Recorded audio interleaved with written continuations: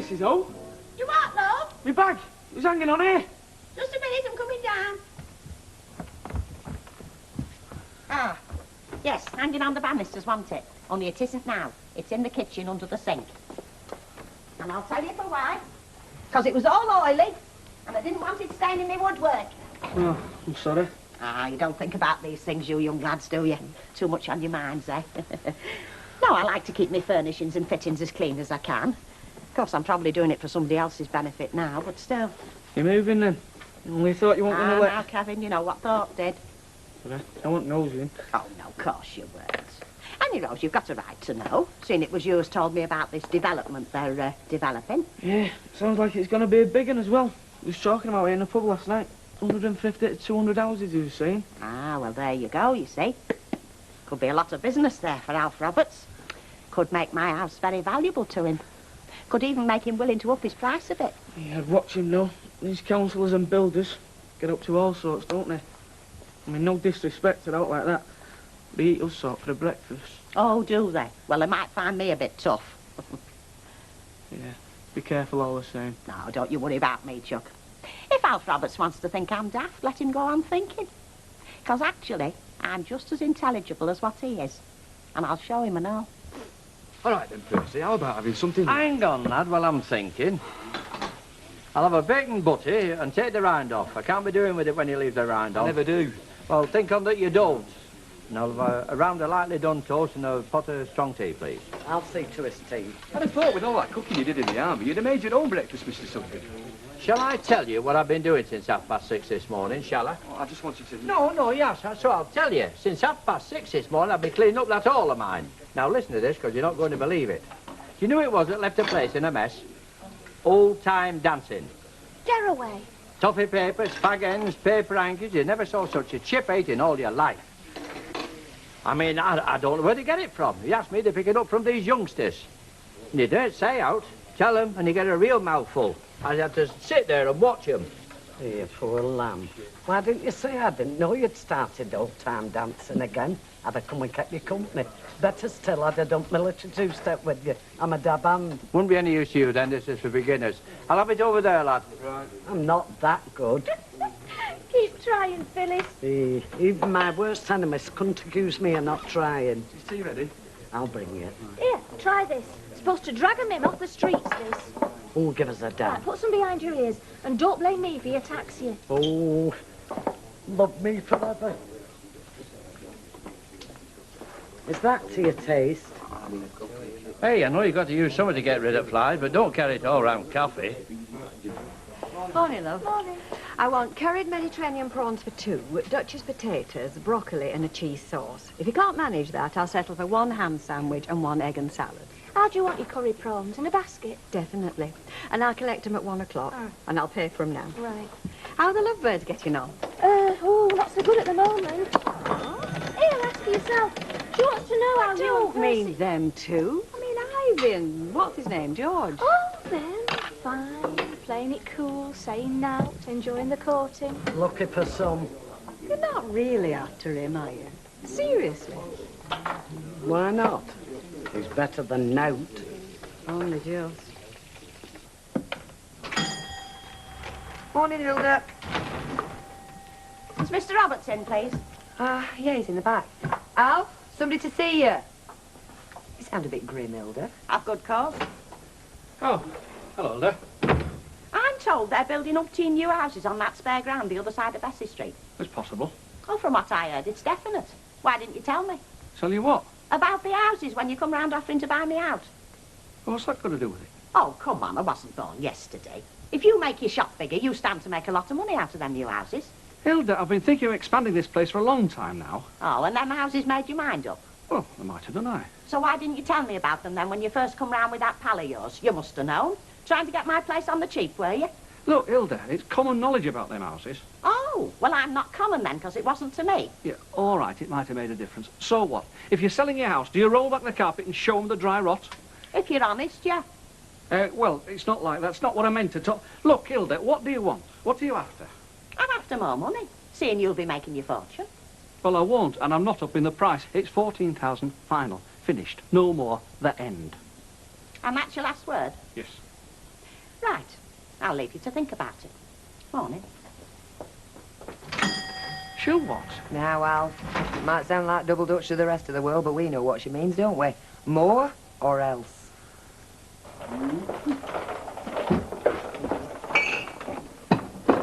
You sorted it out with Raymond? Yep, you can sign.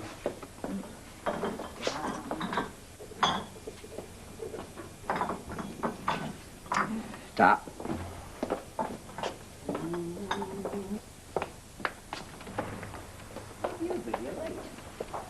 You sure up? It's now to do with you. Well, Hilda, how nice to see you. Did your bus not turn up? Look, I'm sorry to be late, but I had some important business. Oh, I see. What's this then? Your hobby? There's no need to be sarky. You know very well I'm going through a dramatic period at the moment. Selling your house, you mean, lovey? Yeah, well, it takes some thinking about. What are you going to do, Hilda? Oh, I don't know, do I? I might just buy this place. I'll get me bucket. Bless her. Only Hilda could put them two sentences together. I might just buy this place and I'll go and get me bucket. Which one were he trying to do us? Go with the big lad with the bald head. You know, wears his shirt sleeves up to here. Likes to show his muscles off. Want some watching, I'll tell you. There he was. Cheeky as you like. Brown ales, 1, 2, 3, 4. But 4 with a crate of lights he'd already counted. Well, he didn't get away with it. I marked his car good and proper. Good lad. Hilda, just give this floor a brush. I want you upstairs. Saved her a few bob there. Crate of browns. Good few quid. I don't know why you're being so cocky. It's your job, eh? It's a potman's job to check all the deliveries. It would have been your fault if he'd have twisted us. But you don't get a flipping medal, you know, for stopping him. Yeah, you're jealous, aren't you, because I'm teacher's pet? Jealous? Oh, don't make me laugh. Hey, can anybody join in? Don't bother, lovey. It's only Big Eddie thinking he's God's gift again. Oh. Do you know, she's getting more like Annie Walker by the minutes, that one. Must come with the job. Give my bedroom a good cleaning, Hilda, and don't forget to hoover under the bed.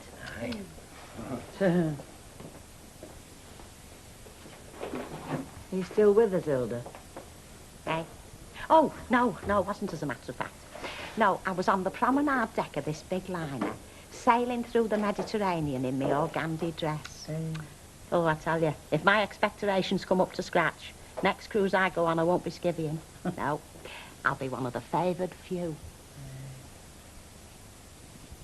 It's like trying to get blood out of a stone. You enter money, they look at you as if you're daft. Hey, Ken, you're a bit of a barrel boy, aren't you? Well, thank you very much. No, credit where it's due. What can I do about bad payers? Taken for the small claims court, I suppose. What about the people you owed money to, Jack? There must have been a few. What did they do? You are too clever for your own good, young lady. Small claims court, eh? I'll give that a try. Don't know why you're bothering. Got a potential fortune going up on your doorstep. What's that then? Well, it's redevelopment, other side of Bessie Street. Thousands of windows screaming to be cleaned. I've heard about that. Is it John at that, then? Look, I don't know about... I've not been at planning commission for 2 years, you know. I mean, it's all a closed book to me. And will you ask your husband to take that smile off his face? Yes, sir. Have you got out for upset stomach, you know, something to suck? Oh, aye, they say these are very good. Hey, you coming to lunch, aren't you? I am. I'll be back at 1:30. All right, Yes, all right. Sure. You've been eating then, one at Rover's Pies? No, I'd been out like that. War wound, this. Stomach ache? Oh, aye, all war wounds weren't caused by bullets, you know. Never been in Middle East, have you? Clouds of flies blocking out the sun, turning day into night. I reckon all my afflictions are legacies of World War II. Weak stomach, arthritis. Arthritis in Sandhills. Oh, and just in desert, you know, there's be in Italy up in Apennines. You pitch your pup tent in a dried-out riverbed and waking up next morning lying in 6 inches of water. You're bound to suffer with that later in life. Mercy me too, that's where this lot started. Mercy what? Somewhere in the desert. He makes you chuckle, doesn't he? Ah, he's a rum and he is. What about these houses that are going up then? Oh, for Pete's sake. Go on, Mum, it's great.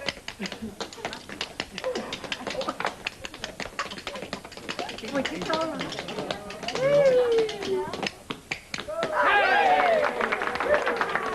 Yeah, lads, come and get your pie.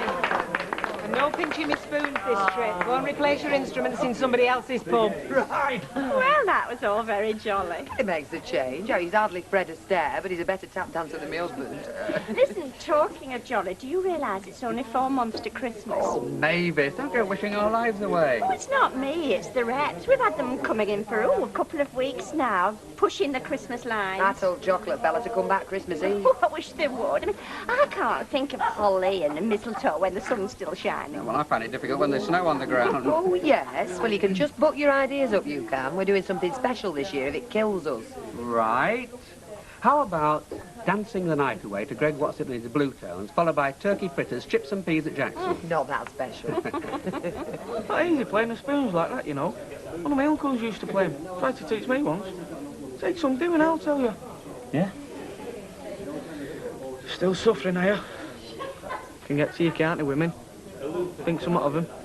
Can't half hurt you. I saw her and done with. I went round, told her how I felt. She didn't want to know. Yeah, he's tough. Getting him in. Yeah. You want a drink, Mrs. O? Oh, that's very kind of you, love. Have a light ale, please. Will you excuse me just a minute? They've all gone now. Has Al shown any sign of weakening since I was in this morning? If you ask me, Hilda, he's losing interest. Oh, are you talking about the mini-market? Al's been enlarging that place ever since he moved in. It'll all come to nothing. Oh, do you think so?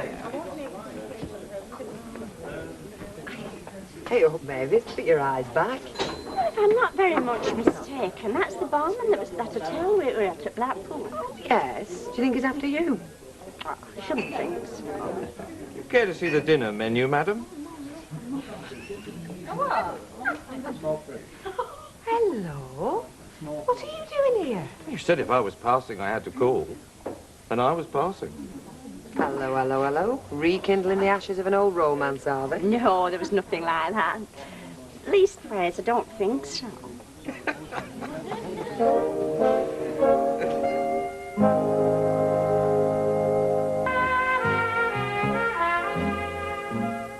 Shall I lock up? Aye, go on, love. He's used to being in bars after closing time.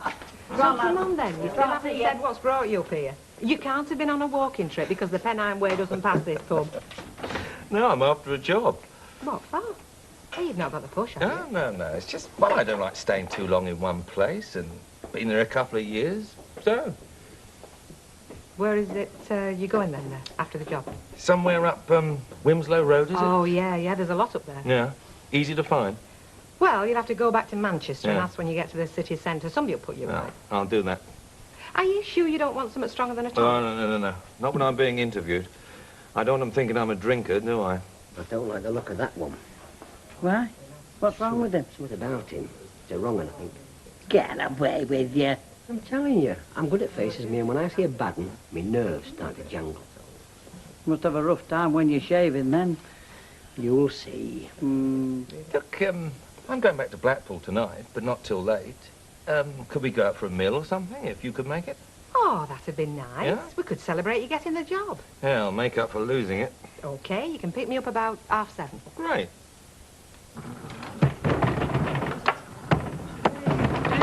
Don't treat them like that. You handle them like women. Treat them gently and you'll come out a winner. You asking for a thick ear? That's it. Hi, what are you doing here? I'm minding my own business. Why, what are you doing in here? Trying to have a quiet conversation with my son. Flaming hard work and all.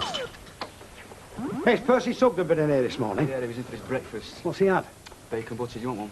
Anything but, son, anything but. His guts are rumbling fit to bust. Surprised you can't hear him from here like thunder. Hey, you watch what you were saying. It's now to be picked up in here. Oh, no, of course it wasn't, no. I'll have a sausage butty. Yep.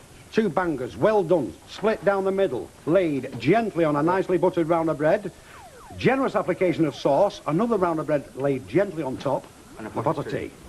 Is that right about Percy Sugden being ill? Would I tell a lie? Well, I've got a very good herbal remedy for upset stomachs. I'll take it round to him. Oh, you don't want to get involved. You know what a cranky old devil he can be at best of times. But if he's off colour, you want to keep well away.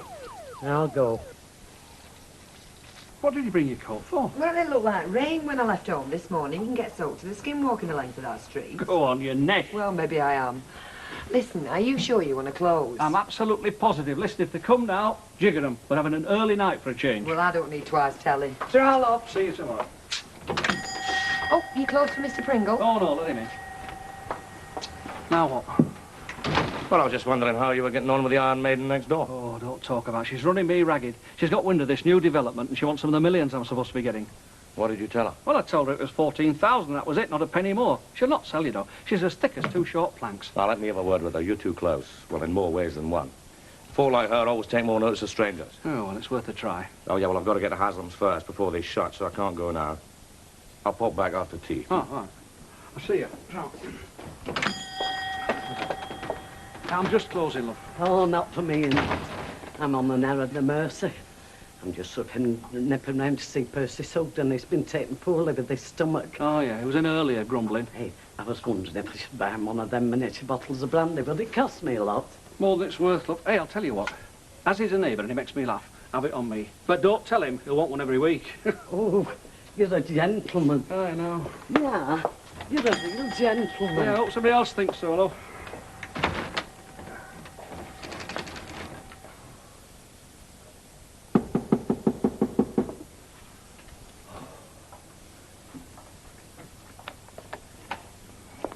What do you want? Don't say it like that. I'm an angel of mercy. Open door a bit wider so I can get my wings in. Look, I'm not well enough for visitors. I know, that's why I'm here. I've come to make you better. I brought you a present. I've got herbal remedy there that'll have you on your feet in no time. Is that what you call a present? No, that's what I call a present. Oh. I thought that'd shut you up. There, gum. You're short of a woman round here. I'm short and out. That's how it looks to you, love, because you're up against sty, aren't you? Nice and cosy here, eh? Was it built for a couple? What am I supposed to do with these herbs? Chew them? No, you're supposed to make them like herb tea. Well, get making then. Kitchen's through there. It's lovely to be appreciated. I know, I just thought, as I was passing, I'd just, have a look at the roof from the inside, if that's convenient. What for? Well, I'll be working up there one time, once all the forms are signed. So I just thought I'd see what I was up against. Well, what forms? Because I'm not selling, you know, not at the price he's offering, any rod. Oh. Oh, well, I've got it wrong then. All right, well, there's no point wasting your time. Look, I won't do the dirty on you. Now, the reason I came in, I had a look at your roof from the outside, and there's a telltale little belly just to the right of the chimney. Now, that could speak volumes. It could be bad. Oh, I don't think so. No, we bought this house off of Mr. Booth, and he was very careful. He was in the building trade himself. Well, you know what they say about us builders. That we look after everybody's houses but our own. I really think I ought to have a look. Look, let's get one thing straight. I'm not one of those cowboys who tells fairy stories to old ladies. And not that I'm saying that you're an old lady, but, well, you know what I mean. But if you don't have it fixed, it could fall down and, well, I can start tomorrow. I don't want the job. I mean, I'll be honest with you. I mean, I've got enough on my plate as it is, but, well, like I say, fair's fair. I mean, I don't want you to come a nasty cropper, not after what I've just spotted. All right, then. There's a trapdoor at the top of the stairs. Right. I mean, you just can't be too careful. I mean, look at that house higher up the street. Well, then Fairclough built his new one. Now, that fell down, didn't it? Oh, but it couldn't happen to this one, could it? Well, I'll let you know when I come down.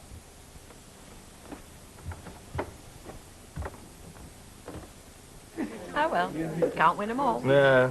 Pity, though. It's a nice little hotel. Just what I was looking for. Well, you seem to have a good thing going for you in Blackpool. Why leave? Well, it's as I was saying to Miss Lynch. I like moving around. And, tell you the honest truth, things all went a bit dull after you three ladies left. Oh, I bet you said that to all the girls. Listen, I'm taking Miss Lynch out for a meal tonight. Would you care to join us? No, thanks. Nice of you to ask, though. Thank you. Love. Okay, lovely. How did you get on with Field Marshal Percy then? Don't ask me. I mean, you know when you're not wanted, don't you? Do you know, he even offered to stay and nurse him through the night, and he said no. By the way, you do surprise me. I think he's best left alone. He's independent, isn't he? No man is independent, lad. No man can do without the care and attention of a good woman. I'd like to think so. You keep it up, love. It's your Christian duty. Half a bit of please, Betty. Okay, lovey. Hello. Oh, you don't know Mr. Mills, do you? Frank Kembarler. Pleased to meet you. Frank was the barman at the hotel we stayed at in Blackpool. Yeah, Mavis pointed out at lunchtime. I've been hearing glowing tales about your prowess at mixing cocktails. Yeah, it's supposed to be my speciality. Oh, go on, mix us one. Just for us. Now, you said you would. Remember? Hello. They want me to mix a Rover's cocktail. Oh, well, they'll have to go on wanting because the only cocktail I want's got prawns in it and I can't wait. Hey, are we celebrating? Sorry. In that case, I'm paying. Oh, no, you're not. It's my treat and that's the end of it. Well, see you later, folks. Enjoy yourselves. Yeah. Behave yourselves. And you. Hey. Yeah, Seems a nice fella. Yes. Not that I know him all that well. Bit of a mystery, is he? Is he? There's a lot of people I don't know all that well. Don't mean the mysteries. Anybody's jealous round here, it's you. You what? Now, while she's talking to him, she can't be telling you how good you are, can she? I've told you, he's bad news. Really? Yes, well, I'm not saying it's going to collapse around your ears tomorrow, but, well, it's not going to last that long. I mean, your roof timbers need doing, and that's a pretty big job. It'll need doing sooner or later. Well, how big a job is it? Well, it needs stripping, and once you start that game, there's a lot of slates need replacing. It's big. Yeah, but it doesn't have to be done just yet. Well, I wouldn't wait too long. Oh, and a word of warning, until you do have it done, keep that shut. The less anybody knows about this, the better. I mean, if this got out and you wanted to sell to somebody else, you'd be lucky to get 10,000. Does Alf Roberts know that you've come to see me? No. Do you think I should tell him? Oh, no. Now, you're putting me in a quandary, aren't you? I mean, I've got loyalties to both sides. Look, let's put it this way. Alf Roberts can afford to pay you, what, 14,000 quid for the house as it stands. Now, I won't say anything to him, and I think you'd be daft if you did. But, well, I mean, that's up to you. I see. Of course, all this means nothing if you're not going to sell. You get the job done and you've got a nice wee property. How much would it cost me? Well, that's difficult to say. Well, £100, 200. Oh, no. You can add another note onto that. You'd be lucky to get change out of 2,000. 2,000? Well, I told you, it's a big job. I mean, sorry to bring you the bad news, but I think it's best to know. Yes. Thank you very much. It's funny, isn't it? How you can live in a house for years and years, never hear a sound. All of a sudden it seems to be coming down round your ears. Not with you. Creaking and groaning all night long. I hardly got a wink of sleep. Never heard a thing. No, well, you wouldn't, would you? You was dead to the world. Look, Mrs. O, I don't know what's bothering you, but something is, and that's for sure. Oh, the only thing that's bothering me right now is what Brian Tilsley's going to say when you're late because I've kept your gas in. Okay, I'll be going. Look, Mrs. O, if you think talking about it's going to help, I'm not a kid, you know. No, I know. Right, I'll be going. I'll see you. Ta-ra, love.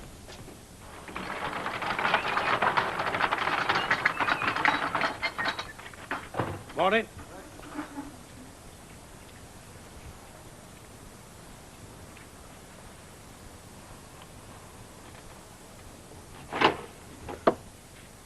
Hey, what do you think you were playing at? Well, you try to be neighbourly, and that's the thanks you get. You were stealing my paper. How am I going to not, weren't I? See how you were. Tell you that your horse foot windows, I did him yesterday while you were laid up. When I couldn't inspect them, you mean? How are you diddling? Well, I'm not 100%, that's for sure. Half as bad as you're going to be if she gets her hands on you. Who? Frosty Phillips. Oh, wait, that's all I need, isn't it? Get shut of her, will you? Hang on. Morning. Morning. What's tip yourself? You're not going to wake him up, are you? Wakening him up? He's had a terrible night. He's only just dropped off. He's been tossing and turning. Delirious, he's been. Oh, poor chap. Aye, so we'd better leave him as he is. I mean, you can sleep it off then, yeah. Well, if you think that's for best. Oh, definitely. Hey, well, when you see him, tell him I called, and I'll pop back later. I've made him some lovely homemade tater cakes. Oh, I'll tell him, Anyway, see you then. It's all right now. All clear. I was never delirious in my life. You would have been if Fan like Phyllis had got her hands on you. Right, get kettle on. I'm quite capable of putting kettle on myself, Tar, very much. Well, a man in your condition, you need somebody to keep an eye on you. Nobody asked you, did they? All right. We can all ask the bride of Frankenstein to come back then, can't we? Oh, all right, then. Come in and make sure you wipe your feet.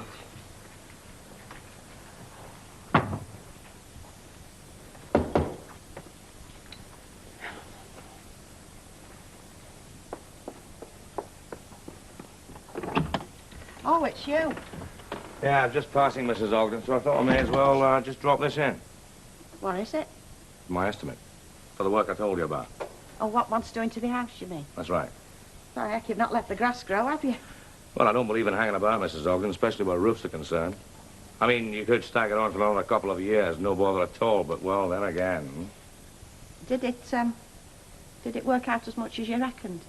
Well, I've kept it down as far as I can. I mean, you've been a friend of ours, like, but, well, like I said, I'm afraid you won't get much change out of a couple of thousand. Where am I going to find that kind of money? Oh, sorry, Mrs. Ogden, I can't help you there. I'm just a simple builder. But I'm afraid you're going to have to find it from somewhere. If you're still planning on stopping here, that is. You make a decent brew purse, I'll give you that. Well, I've had enough practice, haven't I? Only one thing missing. What's that? Dirty great fried egg butter. Soak it all up. Do you mind? Sorry, mate, I weren't thinking. So, we won't be seeing your smiling features reflected in a pint pot then today? Pie, heck, you like to put the boot in, don't you? Yeah. It could have been something like that that caused it in the first place, you know. Dirty glass or something. I know what it was, don't I? Plagued with it. We were all took desert campaign. Aye. But if it was a dirty glass, I reckon that could be worth at least a couple of pints when you get back on your feet. Well, I'm sorry to disappoint you. I never went anywhere near Rovers yesterday. Well, it must have been something you had for your breakfast, I then. didn't have any breakfast, did I? I didn't have time. That's why I popped in for a bacon butty. A bacon butty? Cafe. Did you now? You don't reckon it could be that? It's a flaming sight closer look Western Desert, mate, isn't it?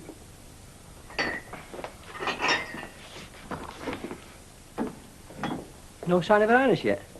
Better knocking about. Oh, it must have been some night. Hope you're not going to be making a habit of it, like tonight, for instance. Eh? Well, I'm off first thing in the morning to London to see our Gordon and his family. I could do with getting away a bit earlier tonight. So what's the problem? Fat chance of that we're there on the town with Beau Brummel. Oh, Fearless Frank. Who else? I take it you still want your night off tonight. Oh, dear? sorry, Betty. It's all fixed up. Oh. So what do you make of him? Frank? Hmm. Well, I've not seen much of him, either. He seems all right. He must have something, though, mustn't he, to work at the place that he does do. You reckon? What don't you? Morning, comrades. Morning. Oh, good night, I take it. What does it look like? It's that obvious, is it, Betty? Yeah. And I had him down as a gentleman. And you were right and all. You still had a good time? Last night, Betty, I experienced something that I've not experienced for a long time. In fact, it's something I thought I may never experience again. Oh, yeah. I was treated like a lady. Oh, where did he go? A little restaurant out Knutsford way. We had this whacking great dinner that had me cortez creaking. And then he got them to mix a cocktail, especially for us. I felt 10 feet tall, Betty, I did really. You'll be seeing him again, will you? Like, tonight, for instance? Well, I doubt it, Betty, seeing as he's gone back to Blackpool. In fact, as far as I know, I may hardly clap eyes on him ever again. But I'll tell you one thing, Betty. Yeah. He made me feel more important in one night than most fellas could make me feel in a lifetime. I'll be in the back if you want me. Reckon she was trying to tell us something like she had a good night. Well, she just might have been. Hey! Here. What was that fella's name? Frank. Ah, no, I mean his other name. Mills, I think. Yeah, that's right, Frank Mills. Why? Well, it seems that Cinderella has cashed him a cheque for £10 and all. Oh, Hilda. Are you feeling all right this morning? Why shouldn't I be? Well, you've been in all about, what, 20 minutes and you haven't mentioned the brew once? Well, I've got more important things to think about, haven't I? Oh, yeah. Yeah, suppose so, yeah. Must be hell for you property tycoons. And it's a pity you haven't got better things to do than poke your nose into other folks' affairs, because one day you might just get it snapped off. Sorry I spoke, I'm sure. Yeah, thanks. Yeah. Oh, well, hang on a minute. Yeah, something on. No. It's about what you were saying about the recorder. Yeah, what about it? Well, you were saying you never read it. I wondered why. Well, there's nothing in it for me, is there? I mean, it's full of all your council reports, isn't it? And to be honest, there's no sport, is there? Oh, well, I'm sorry, Martin, but if it's Manchester United reports, you're after... No, not Man United. Not the big teams. What about the local teams, like the one I play for? Oh, you play football? Of course I do, yeah. Only in District League, like, but we don't do so bad. In fact, we scored more goals than Everton last season, and how much publicity did we get? All right, point taken. Tell you what I'll do. You send me a short report every week, and I'll print it. Hey. Yeah, every week, mine, win or lose. Right, you're on. And you'll not be sorry, because we are better than Man United, we are. Really? All right, then. When did they win league title and 3 trophies in the same season? And 2 of them were on the same day. Hello, Jack. How you doing? All right, thanks very much. Take one of them jammy things, look. How's the patient then? Purse, still breathing. Well, I'll pop round and see him on my way home. I'll soon have colour back in his cheeks. Well, I don't think he's quite up to that. He could have a relapse at any time. Well, if he's that bad, he wants somebody keeping an eye on him. He's got somebody, hasn't he? Oh. Me, every hour, on the hour, regular as clockwork. Now, that'll be a comfort to him, I'm sure. What does he reckon brought it on? It's someone, he reckons, that was plaguing him since last war. Someone he picked up in Western Desert. Western Desert, my eye. Someone's been plaguing him since yesterday, and someone he picked up in here. In here? Bacon butcher, he reckons. He'll live. Betty, will you stop worrying about it? I'm only thinking about you, aren't I? It is a cheque for 10 quid, not an IOU for the Crown Jewels. I know how much it is, but you hardly know him. Look, Betty, if he was going to rip us off, it would hardly be for a measly tenner, would it? What's brought all this on, any road? I thought you liked Frank. Yeah, I do, but, well, it was just something he said. Oh, I might have known. Well, he's a fine one to go calling the kettle black. If the Claytons won't take your money, there's not a lot you can do about it, is there? It's not just the money, is it? They're trying to shut me out of their life, aren't they? Out of my kid's life. How do you think I'm going to feel living next door to my own kid and not being allowed to see it? Happen they'll come round. I mean, it's a shaker for them as well, you know. Coming to terms with the fact that the Darcy's in the club. I mean, they had their hopes for her, didn't they? I know all that. All I'm saying is that they should recognise the fact that it takes two to tango. It's not just Andrea's kid, it does have a dad and all. That's not too much to ask, is it?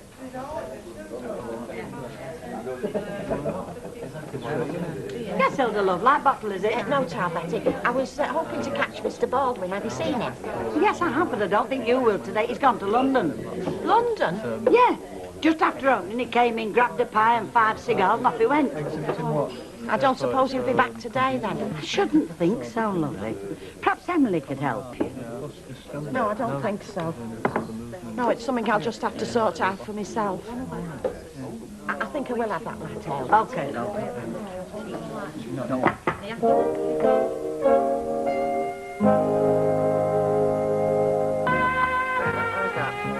We'll have you out smaller. Well, they're all the same price, you know. I know, but I'm not feeding 5,000. OK, how's that one? Perfect. Right, is there anything else while I'm here? No, I don't think so. Well, if Vera Duckworth's got into this nasty habit of waiting till I'm right back in the shop and then asking for 2 ounces of Brussels sprouts or a carrot or something. Well, you won't have that problem much longer, will you? Eh? When you go self-service. Ah, if we go self-service, Alf's not got Hilda's yet. Reckon he will. Well, if this chap has out to do with it. Morning. Good morning, Deirdre. Is Alf in, is he? Yes, he is. Thanks, love. Alf's partner in crime. The same. Hey, hang on, I thought of something. Go on. Fruit. Are them pears hard? As a statue's art. Thought they would be. Give us a couple of oranges. So you've not heard from her? Hilda, not a word. I reckon it's a dead duck, mate. I wouldn't be too sure. Well, it is if she's set on pushing the price up. I'm telling you, there's no way I can go any further. Well, I reckon you won't have to. Eh? Well, I've had a little chat with Mrs. Ogden, haven't I? Little chat, what about? Well, I just pointed out a few facts of life to her. Like, on the one hand, she can take you a very generous offer, set herself up somewhere else, and still have a few quid left over in the bank. Go on. Or she can stay put, and it's going to cost her. Cost her? How come? She's going to have to spend money on that place, Alf, and it's going to be sooner rather than later. I mean, that house hasn't had a penny spent on it in years. Well, that's true, I suppose. I reckon we're doing her a favour, Alf. And I reckon when she's the time to think about it, she'll see it that way, too. It can't be above a couple of hours since you were last here. Look, I told you I'd keep my eye on you. And when Jack Duckworth makes a promise, he keeps it. I don't know as I can afford such luxuries. Eh? I got through 2 packets of biscuits and nearly half a box of tea bags since this morning, thanks to you. Oh, well, if you'd sooner have flighty Phyllis flirting in and out every 5 minutes. Boy, talk about kicking a man when he's down. How long's this going on, any road? Till you're back on your feet. I reckon another couple of days. See you right as rain. Couple of days? I can't have a couple of days off. What's going to happen to this place? Oh, don't worry, it'll still be here. Look, you want to keep your head down for a couple of days, and then maybe folk won't take you for granted quite so much, neither. Take me for granted? Well, what do you expect if you're always at the beck and call, eh? Well, go on, then. Go on, get kettle on. Spitting feathers here. Brought in a couple of metals cakes. Oh, thank very much. That's very considerate of you. Big-hearted Jack, that's me. You can give us the money for them later. Thanks very much, Mrs. MacDougall. Bye-bye, love. Terry? Just my mum's order. Is it ready? Yep, it is. Oh, there you are. Tell her I owe her soap powder. I'm right out of that stuff she has till my order comes in tomorrow. Right, so. By heck, some women have got it made. I had to go down on my knees and beg Ken to carry things for me. You'll make somebody a smashing husband. It's nice to know somebody thinks so, eh? All right. All right, mate. All quiet. You're choking. My feet are smouldering behind here. I don't suppose you've seen any sign of Hilda, have you? Not since this morning. Should I have? No, I just thought she might have been looking for me, that's all. Oh? Yeah, something Les said, you know. He seems to think she might have changed her mind. About selling? Yeah. Well, sorry to disappoint you. Oh, well, she likely needs more time to think about it, eh? Yeah, that's one way of looking at it. Well, what other ways, then? Your Mr. Pringle might just have got it wrong. Just a tea, was it, mate? Yeah, 22, please. Enjoy it. Hello. All right. Hello. Did you manage to put away those little pies I asked you for? Yeah, yeah. Pies, eh? Sorry. Oh, no, nothing. Well, you must have been going to say something. No, it doesn't matter. Well, only, you know, after what happened to Percy Sugden. Percy Sugden? What's he got to do with my pies? Nothing. Nothing at all. Nothing? Well, it's one of your pies laid him flat on his back, weren't it? No, it wasn't. It was a bacon butty. All right, Martin. Look, there's no proof that Percy Sugden's illness had anything to do with this, Kathy. Well, that's not what he reckons, love, and according to Jack Duckegg, it's a miracle half a Weatherfield hasn't gone down with it. Marvellous, isn't it? Percy Sugden comes down with a little upset stomach he could have picked up anywhere, and suddenly we're responsible for a flipping epidemic. Well, you try telling Percy Sugden's a little upset stomach. He could be laid out for days. And no matter what you say, love, he puts it all down to this place. Seeing you. Enjoy your pies. Well, I take it there's nothing in it. Of course there isn't. You know what Percy Sugden's like. Well, you don't want to let him go around saying things like that about you then. Right, you know. I know she's right. What are you going to do about I'm going to put a stop to Percy Sugden once and for all. Phyllis! What? I've got a job for you. Oh, have you? You've only got yourself to blame, haven't you? You could have come out with us and all he did, ask you. Well, you know what they say about two being company. I've told you, it weren't like that. Thanks all the same. Not my type anyway. Listen, love. Anybody who wants to treat me like I was made out of cut glass is my type, believe you me. Here's a pint of gargle, Betty. Okay, look. Whatever the young fella's wanting, seeing as he's getting them in. Oh, no, he isn't. I come in here for one, and this is it. You're not going to stand there and watch your father spend his last quid on a pint, are you? After he's been grafting to keep you clothed and fed. You're right. I'm not going to stand here and watch you spend your last pound. Because I'm off. See ya. How's the patient? Hey? Percy, how's he doing? Oh, he's all right. He'll be out up and about in a couple of days. I told him to take it easy, you know. Take things nice and slow. Oh, and he's taking notice of what you tell him. Of course he is. It must be worse than I thought. Gone back to Blackpool, did you say? Hey? Frank, that's right. Well, I've news for you, dearie. He may be a dab hand at mixing cocktails, but when it comes to map reading... What the heck are you doing here? I can always go again, you know. Rita? Frank. I thought you'd gone back to Blackpool. Yeah, I intended to. But when it came to it, I did not feel like that drive, especially after last night. So I decided to stay over with a friend of mine. He has a little bed and breakfast place in Withington. Runs it with his missus. So what are you doing here now? I thought I'd hang around a bit longer. See if anything else turned up in the job line. Well, I'm not complaining if they're not. Who? Your bosses in Blackpool. Oh, no problem.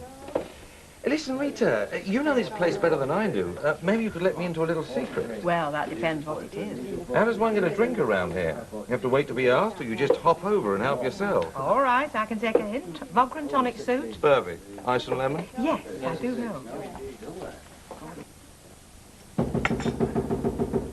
Flaming heck, not again. Have you got no home to go to? What you on about? Oh, it's you. I thought it was Jack Duckworth. Do I look like Jack Duckworth? No, now you come to mention it, you don't. He wears a cap. Are you that's me in? Well, it's not safe, really. You know, germs, you know. Germs, me eye. How are you feeling now? Well, how would you feel if you'd been poisoned? Oh, I've heard it might be days before you're better. Oh, well, you've heard right, and that's only if I get some rest, so ta very much for coming. Here, did you hear what I said? I did. That's why I'm here. Gail reckons it's the least we can do. What is? Well, if it was one of our bacon butters that put you flat on your back, it's only right and proper. We should do something to make amends. So she'd let me have time off to look after you till you're better. She what? You sit down, get your feet up. I'm here to see to your every need. And I'm getting paid for it now. Look, I don't even know that it was that bacon butty, do I? That was Jack Dover's daft idea. So you can just go back and tell Gail that in no way do I hold her responsible. Settle down and make the best of it. I'm going to. And if you know better in the morning, I'll be back again. I will be. No, you don't know. Oh, but I do. I can guarantee it. Oh, I don't know.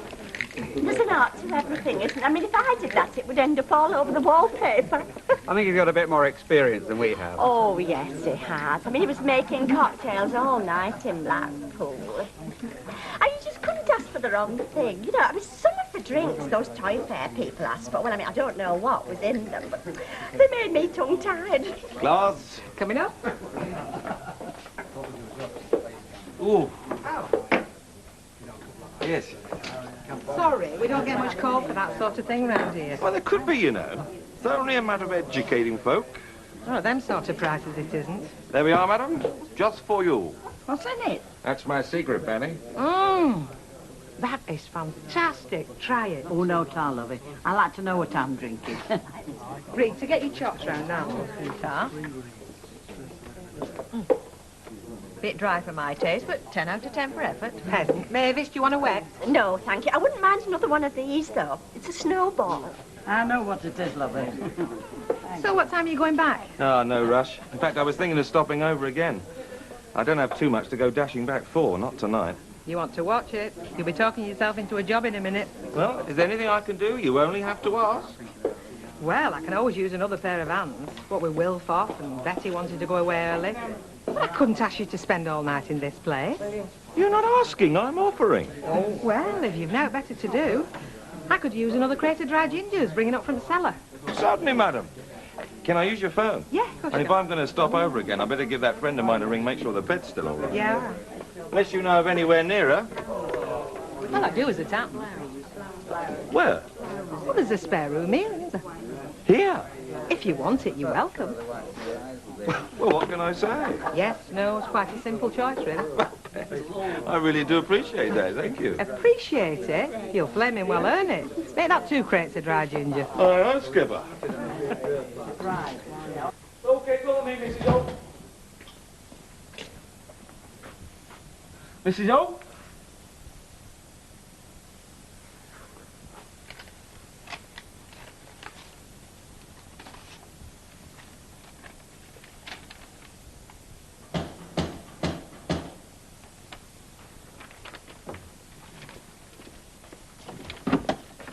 Look, about tonight, you know how he's going on about going into town? Well, I tell you, count me out. Before you go getting yourself punched up. I'm not in the mood. Not tonight. No, me neither. But he's all for it. Come through. Where's Mrs. O? Oh, no. Just got it myself. Found that note. Here, Kevin. Here's a £1 note. Get yourself some fish and chips for your tea. There's some bacon in the fridge for your breakfast. Where's she gone? You tell me.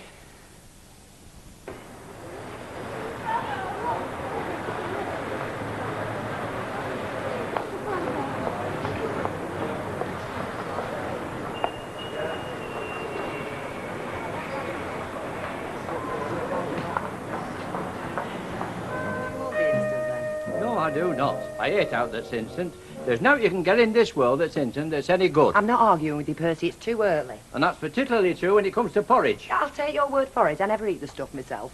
Well, you should do. You've been a mother and all. Now take me. If never get any reoccurring trouble from my war injuries. What war injury? My stomach. To Brook, that's where I caught for my stomach trouble.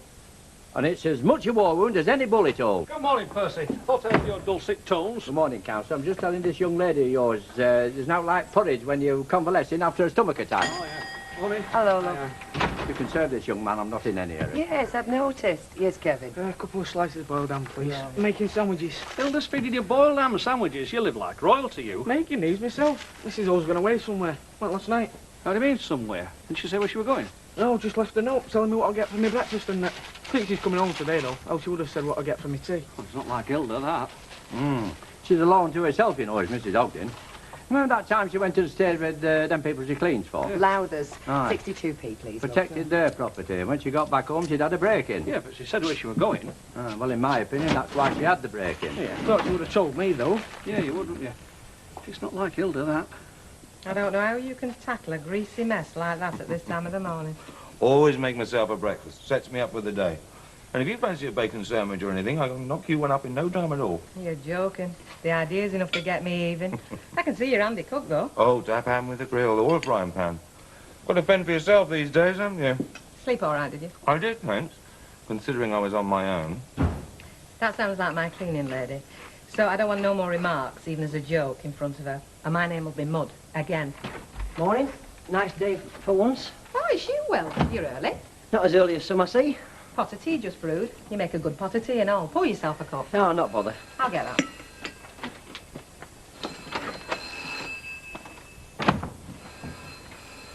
Have you been here all night? That's right. Hospitable sort, your boss, isn't she? I think she quite liked having a man around the place for a change, that's all. Soon got your feet under the table, I see. Best place for feet, I always thought, under the table. When are you going back to Blackpool? I don't know just at the minute. I'm quite enjoying myself round here. I thought I might take a wander around the district, see what's on offer. You sometimes get a nice surprise, don't you? Half Roberts. Wondering if we'd seen Hilda this morning. She's usually here by now. That's what I said. Looks like she might not be turning in this morning. According to Alf, she went off somewhere last night. Did she say out to you yesterday? No. She was a bit quiet, though. Didn't say much all day, come to think of it. Well, this pub wants mopping and stoning. Looks like you're a volunteer, Will. Well, I've got the cellar to see to. If you want any muscle bets, say no more. Oh, I thought you got some job hunting lined up for today. Oh, that'll keep. Least I can do. One good turn and all that. Here you are, Mum. Coffee. Oh, Tarlo. Where's yours? Oh, I don't want any. You feeling sickly? No, I am for a couple of weeks now. That must be over. Touch wood. You've not had that much morning sickness. Not like some women go through. Just shows you. I must be lucky, mustn't I? Hey, don't be bitter. It doesn't suit you.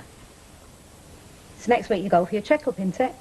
Yeah, Wednesday. Hey, it's wonderful what they do these days. Better than when I was carrying you. By the way, I meant to say, if you get to Sheffield and you're worried about being away from baby, you can always come home on weekends. Mum, I've told you, it's no use thinking about anything like that till I get my results. I mean, I might not be going anywhere at all. Yes, you will. You'll get there. You're suited to it, university. Did you ever wish you'd had a chance? Me? No, I'm not the type. But you are. And you'll meet all sorts of people. Better sort of people than you meet round here. Oh, I know, and I'll be the one they're all chasing. I can just see photos in colour supplement. Andrea Clayton, mathematics student, an unmarried mother, sharing a joke with Prince Charles. You can laugh, but there'll be a lot of nice young men. Aye, and they'll all be falling over themselves to snap me up, won't they? I mean, men prefer girls who've already got babies because it saves them bother themselves. I wish you'd give over feeling sorry for yourself. You do sell chewing gum? Well, we don't give it away. Ah, very sharp. Spearmint, please. Yeah, yeah, love.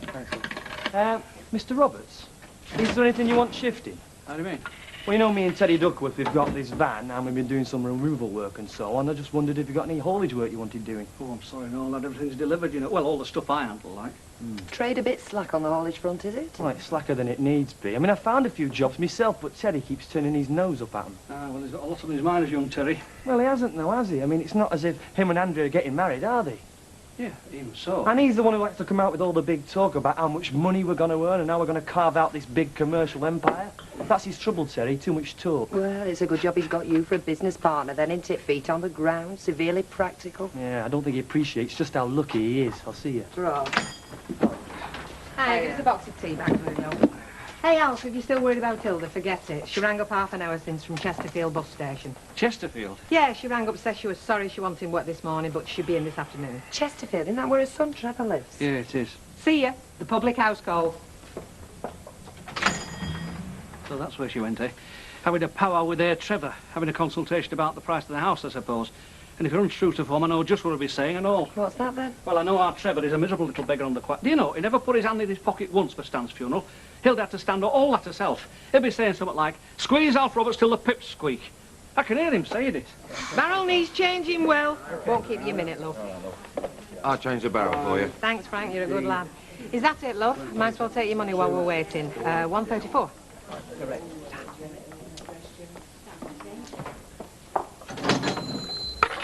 Hey, I don't like you messing about with the cellar. He's only making himself useful. Well, that's a matter of opinion. Oh, don't be so touchy, Wilf. He's not doing you no harm. And with Betty away on holiday, I'm glad of an extra pair of hands behind this bar. So you're the boss, I suppose? Yes, I am, aren't I? Anybody sitting here, love? No. 2 pies, Mr. Duckworth. Oh, you need a decent dinner when you've been flying up and down that ladder all morning. But how'd you go on in the afternoons after you've eaten a heavy meal? I'll ease off a bit in the afternoon. That's just when I do me office work and admin things. I'm not surprised. Well, it's a rule of mine, love. I can recommend it. Always cock an ear to your body clock. You what? Your body clock. I listen to mine ticking, and I always do what it says. Now, if it says rest, I rest. And the other thing is, if you overwork your body clock, always book the mainspring. Hello, stranger. I'm sorry about this morning. So you should be. I had them up out in here myself. Yes, well, I'm sorry. Don't be, it did him no harm. Well, I'll make a start on the house cleaning. Hilda, when you get to upstairs, would you give the back bedroom a good go? I put Frank up last night. I believe you were away last night, Mrs. Ogden. Now, if you let me know, I'd have kept a watch on your house. Crime watch can't operate unless we're kept in the picture, you know. Oh, no, I never thought. Hilda's very quiet, isn't she? I thought that, but I just say out. Well, you don't, do you? There's something wrong. I couldn't say, Ken. She's been visiting Chesterfield, that's all I know. The son lives there, of course. She's got family trouble. Yeah, I'm she has.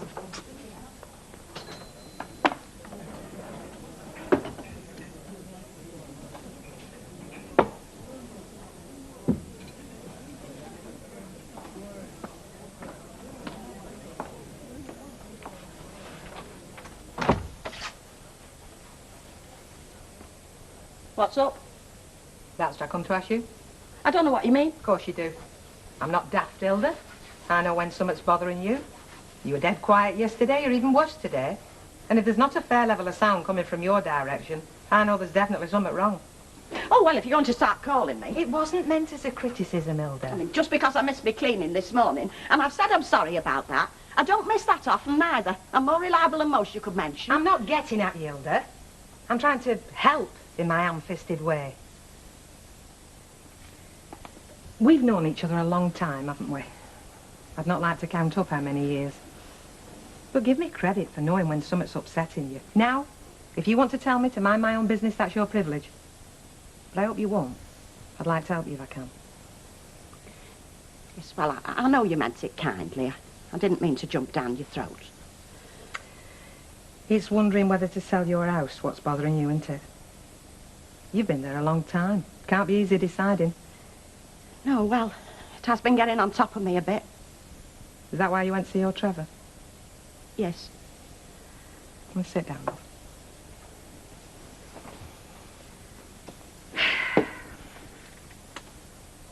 Nice to have somebody to turn to, eh? Bit of family support. Yes. Aye. Well, I wouldn't know myself. But it must be nice to have a big grown-up son to hold your hand for a bit. Still, I suppose that's what kids are for.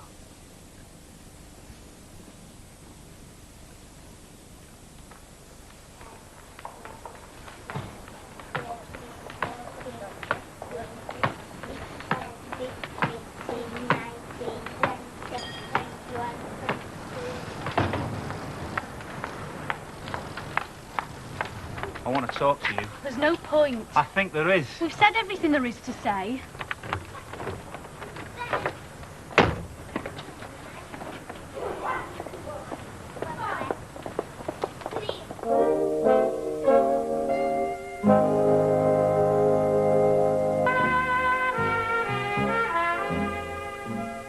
Well, I've been thinking that all you had on your mind was one of them nice problems, you know.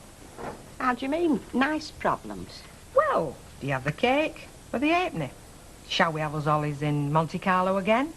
Or shall we give Mustique a chance? You know, one of them. Oh, no. Well, it looked to me like this. If you feel like staying put, you stay put.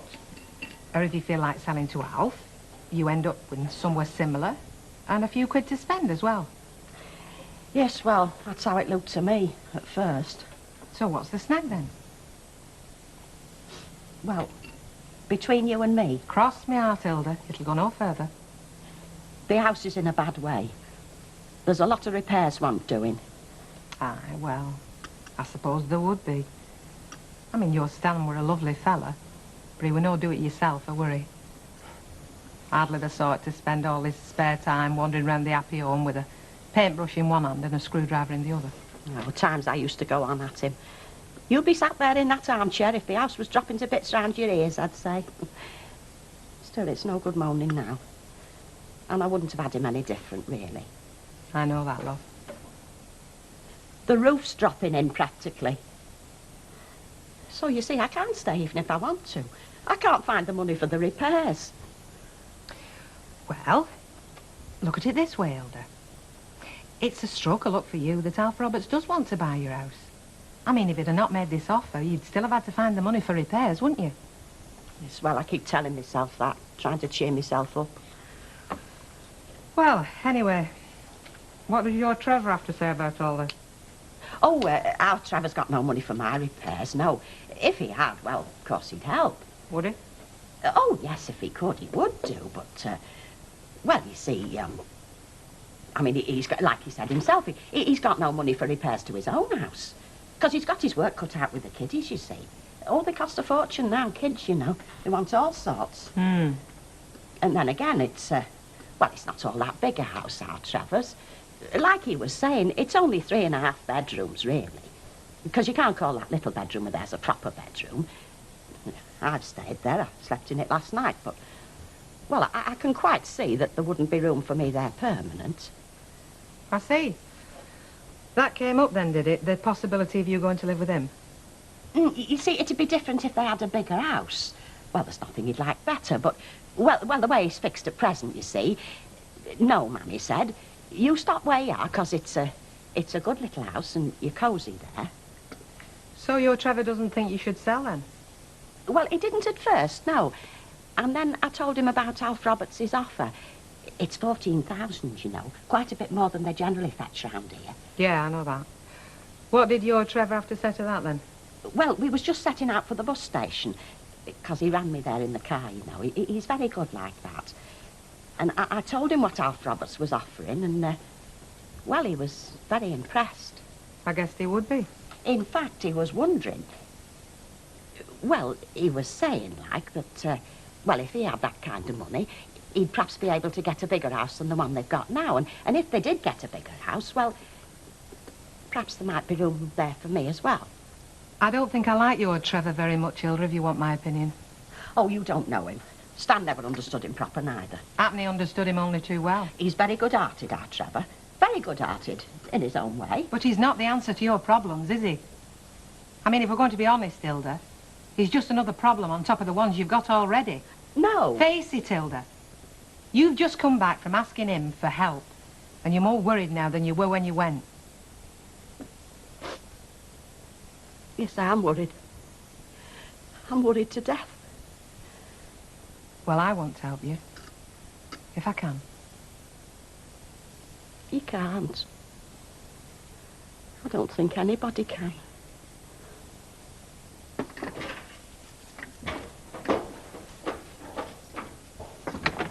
Look at that lad. Eh? Who do you think? Young Duckworth, the Ring Corner shop. I didn't see him come in, did you? No. Talking to Alf Roberts and Deirdre about your dad going up on the roof. Suddenly he's butting in. Because we can have a lenders flipping ladders. Speak of it. I don't understand what you're going on about. I mean, was he trying to be funny or something? It's as much cheek as he's thick. That's what it is. Anyway, we told him. Oh, you haven't been shouting and bawling, have you, like in the pub? No, of We course just not. made it quite plain to the meanest of intelligence that we don't want him or any of his family talking to us. He said hello to me in the street the other day. I just walked straight past. Well, I don't see the point of that. Well, of course you can see the point. It's no use taking it out on him. I mean, there were two of us to blame, if blame's the word I want. And this thing about the ladders. He's probably just trying to be helpful. Are you sticking up for that, yobbo? Calling him a yobbo doesn't help, Dad. It doesn't solve anything. Don't talk to your dad about solving things. God. Here we are falling out, and all because of that lad. I got a nibble today from a bloke in Walpole Street. I was down there this afternoon doing the bins. Anyway, are you listening to me? Yeah. Anyway, this bloke's son, he lives in Barnsley, or rather he did do, he's coming back... What are you whittering on about, eh? It's a job, Terry, shifting this lad's gear. I reckon it'll take us all day, we'll have to do it on Saturday. Forget it, mate. It's 50 quid, Terry. Look, I don't care if it's 500 quid. Look, what is the point of us having this van if you're going to be like this, eh? I'm telling you, Terry, you've got to shake off this business about Andrea and the baby. Look, don't you tell me anything, right? I'm just trying to be constructive. Well, don't bother me.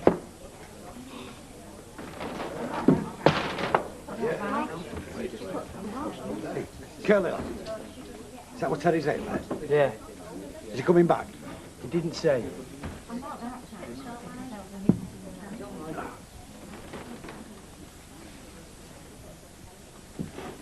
Well, I best mind it for him, because you'll only get some beggar sup in it, won't you? Do you want another? Oh, thanks, Brian. This'll do me. Mrs. Ogden will have my tea ready. I'm a bit worried about her, you know, going off like that last night. And she's still behaving a bit funny, if you ask me. Oh, they all go a bit funny at her age. In fact, in my experience with women, they're funny at every age. Thanks, Brian. Useful tip, that. Yeah. See you tomorrow. See you, mate. I shouldn't be behind this bar on my own, should I? Not with Betty away on holiday. But she's in that back room with that bloke from Blackpool. Of course she is. What do you mean? Well, he's no mug, that Frank, is it? I mean, you missed a chance. You should have been in there long since. She's not my type. What, your type? What? Well-built blonde with a pub. She's everybody's type. I'd have been in there myself if I hadn't already been lumbered. I believe he spent the night here last night. I better be spending a few more, I know. What, a well-built blonde with a pub. What more can a fella want, eh? 6 o'clock if you want to ring Blackpool. How do you mean? Oh, you know, cheap rate for calls.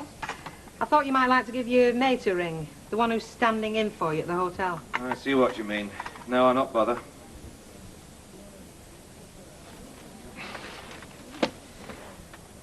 I might as well tell you something, Bet. I'm not going back to that hotel. Well, you'll have to, won't you? If you don't find something else round here. To be honest with you, I chucked the job in. Or rather, it chucked me in. Or a bit of both. I had a row with the manager. You see, he knew I was looking for a job over this way, got shirty with me, and so that was that. Well, you can't get fired for looking for another job, can you? When he got shirty with me, I told him a few home truths, you see. And why didn't you tell me this before? No one likes to admit to being fired, do they? And I honestly thought I was going to get that job I came over here for. But I'm a good barman. I say it myself. And I'll get a job in a day or two, no doubt about it. No. You're okay here for a night or two. Till you find something else. You know, you're a great girl, Bet. Thanks. Oh, you'll be earning your keep, don't worry. With my barmaid away on holiday. I'll be glad to have you. Looks great, that, Mrs. O. Yes, I'm sorry you had to fend for yourself last night. You did get yourself a proper breakfast this morning, did you? Yeah, of course I did. I've told you, you don't have to worry about me feeding myself. Anytime you want to go and visit your son, I'll be okay. It's very nice to have you, Kevin, but, well, don't suppose I'll be going there again. Not for a good while, anyway. Hey, Mrs. Ogden. It's only me, love. When your back door was open, so I thought he'd pop in and... I'm sorry, love, I've interrupted your tea, aren't I? No, you're all right, go on. I just popped in to tell you, if you hear any banging and hammering, it's only me. I'm doing a job up on the roof, few slates loose, so I just thought I'd warn you about the noise. Oh, yes, well, thank you very much. Okay, don't give me your tea then. See you. There, you see, his roof's going and all. Now, that could be mine affecting their house. Oh, what am I going to do, Kevin? Oh, Charlotte. By the way, Hilda did get back from Chesterfield, I suppose. Oh, she come back all right. She was in here this afternoon. Ah, yeah.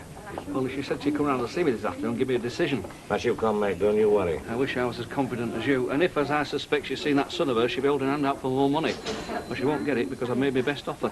If she won't sell, that's it. So stop worrying. She'll sell, and at your price and all. This place must be a bit of a come down from your hotel cocktail bar, isn't it? Much better in here, Ken. It is Ken, isn't it?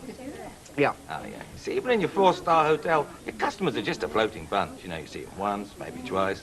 I'd rather have regular customers, people I can get to know. I take your point. And in my experience, people who are in their own local pub behave a lot nicer than when they're on holiday. Some of those people in the hotels treat you like muck, you know. Mind you, even worse on the cruise liners. Oh, you work the liners? Oh, yeah, 2 years on the Mediterranean cruise ships. I could tell you some tales, make your hair curl. Evening, gentlemen. Hello. Been everywhere, done everything, that bloke, hasn't he? I take it you're not keen on this fella. You can say that again. I know the type, boastful, never wrong. Can't be doing with that sort. I mean, I've been places and seen things that turn other fellas' hair white. You never hear me bragging, do you? Hey, did Hilda say anything about my offer for her house? Oh, you best ask her yourself, Alf. Yeah, well, you know I'm getting sick of waiting for her to make her mind up. When you're your age, you see, you can live anywhere. You've got your whole life in front of you. You're looking forward, not looking back. But my time of life, it's not much use looking forward. You're not an old woman, Mrs. Ogden. No, but all the same. You see, when you get to my age, your house isn't just bricks and mortar. Well, it's your memories. I had a lot of happy years in this house with Stan. Didn't always know I was happy at the time. You want to stop in this house, don't you? Yes, I do, Kevin. I don't want to leave here. Well, no problem. You say to Mr. Robert, thanks, but no thanks. If you get the meaning, I mean, it's no good having money if it doesn't make you happy. Oh, no, there's more to it than that, Kevin. The house is falling to bits. Could stand a bit of decorating, yeah? No, it's not just things you can cover up with a bit of paper. It's the structure. There's repairs want doing urgent. Well, I tell you what, you don't charge me enough rent. Honest, you don't. You're too cheap. Bang it on me rent. I'll help pay the bill. You're a nice lad, Kevin, and it's very good of you to say that, but... Well, it's a lot of money, love. £2,000 or more. And I haven't got it. So what can I do? I just have to get out once. I have no choice. Hey, come on. Don't upset yourself, Mrs. O. I'm sorry, Kevin, take the notice. No, I shouldn't be silly, should I? I'll sell the house. That's the end of it. Didn't you hear me shouting? Did we hear her shouting, Mum? No. No, we didn't. Where's the hairdryer? Where's the hairdryer, Mum? On our bed. On her bed. Well, I couldn't see it. Well, it's there somewhere. I used it myself this morning. It's there somewhere. She used Do it me a herself favour, this our morning. kids. Stop trying to be a comedian, because you're about as funny as toothache. Hey, best of luck with your A-level results this morning. She don't seem to be in too bad a mood. Oh, you could have fooled me. No, you can tell when she's feeling really foul. She scowls. She's a good scowler, is our Andrea. I'm not. I can't scowl at all. I mean, is this a scowl? More like a sick moon. Yeah. Hey, I hope she has done well in her A-levels. If anybody needs a boost. Thanks very much, love. So. You on your holidays? Hmm? Well, you're obviously not at work. No, I wrenched my shoulder or something. I didn't feel it till I got up this morning. Oh, is it painful? A bit. It's all them bulging biceps. Biceps? Too heavy for your shoulders. Oh, yeah. Ta-ra. Oh. I don't know. You try and be a bright little shop assistant, spread a little sunshine with the butter and the sugar, and what does it get you? Yeah, well, you win some, you lose some. Yeah, I suppose so. But is it any wonder we finish up being curt and rude? Good morning, Hilda. Are you very busy this morning? Well, only at the shop, like. I've got no meetings, out like that. Oh, well, I wondered, could you slip round and see me after I finish at the Rovers, say about 11 o'clock? Yes, of course I can, yeah. Right. Hilda? Yes? Have you decided? Yes, I have. What do you think? I think there goes a very unhappy woman. This bit is as clear as a dewdrop, Hilda. It'll put a smile on the face of anybody what sups it. Wouldn't do anything for me. Oh, look on the bright side, Hilda, it's the only way. Morning, morning. You could pour this bitter on strawberries instead of cream. Good. Perfect. Will, Yeah? watch what you're doing with that till today, will you? What's what I'm doing? What do you mean? It was a fiver light last night. Well, what's that got to do with me? Same as it's got to do with everybody who's using that till. One of us has slipped up, given the wrong change. Well, I don't think I did. I don't think I did either. And what about him? Frank? He doesn't think he did. A mystery, isn't it?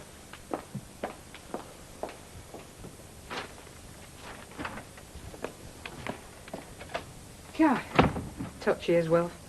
Bristles like a yard brush. Little fellas are. They make up for being short by being aggressive. It's a well-known fact.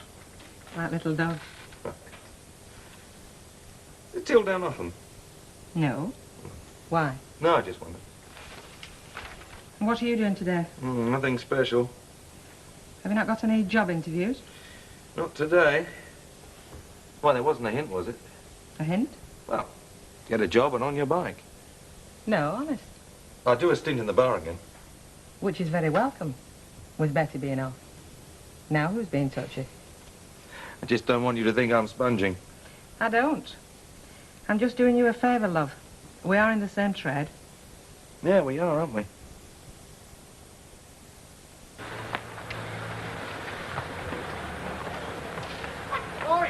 Get out of it!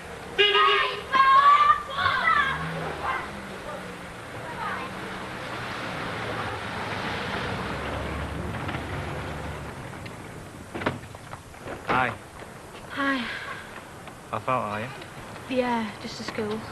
School? I thought you finished with that. I get my A-level results today. Oh. What are you doing at home? Wrenched my shoulder. Badly. No.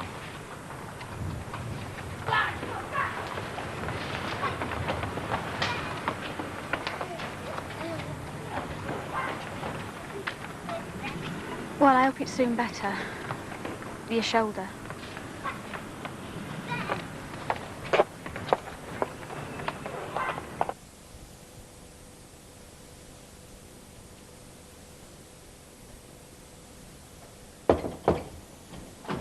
It's only me, Hilda. Alf. Oh. Not come too soon, have I? No, no, dead on the dot. Sit yourself down. Right. What can I do for you? Well, I've decided to sell you my house. Oh, well, that is good news. Yes, I finally made my mind up. That's if the price is still the same, what you're offering. 14,000. 14,000, that's right. Yeah, that's fine. I believe you went to see your Trevor. Yes, I have. He thought that was a fair price, did he? He thought I should ask for more, Oh. but I think it's very fair. Yeah, well, it is, you know, Hilda, really. I mean, I wouldn't offer you less than it's worth, you know. I mean, to me, it's more than the market value. No, no, I know you wouldn't have. Right, then. That's it, then. That's it. And, you are sure, are you? I mean, you do want to sell, only, Only what? well, you don't seem very happy about it. Well, I'm not. But I dare say I'll get over it. Yeah, well, you have lived here a long time. Long enough to gather a lot of memories. Yeah. So you are sure? Yes, I'm sure. Right, then. Well, I'll get my solicitor moving then. Oh, you'll need to get a solicitor as well, you know. Oh, do I have to? Yeah, well, you can do it yourself, like sell a house, you know, but it's very complicated. There's a lot of forms to fill in. Oh, heck. I can just about write my name and address on a form. After that, it might as well be written in Chinese. No, I know. I'll go and see that nice young man what got Stanley's compensation when he fell over that raised flag and hurt his toe. Oh, yeah. Well, right then. Well, thank you very much, Hilda, and I'm very pleased that we've reached an amicable settlement. Yes, well, just hope it'll do you some good, because it's a nice little house. Could have been looked after a bit better, perhaps, but... Well, I think it's been a home. Oh, I'm sure it has, Hilda. Anyway, I'll be in touch.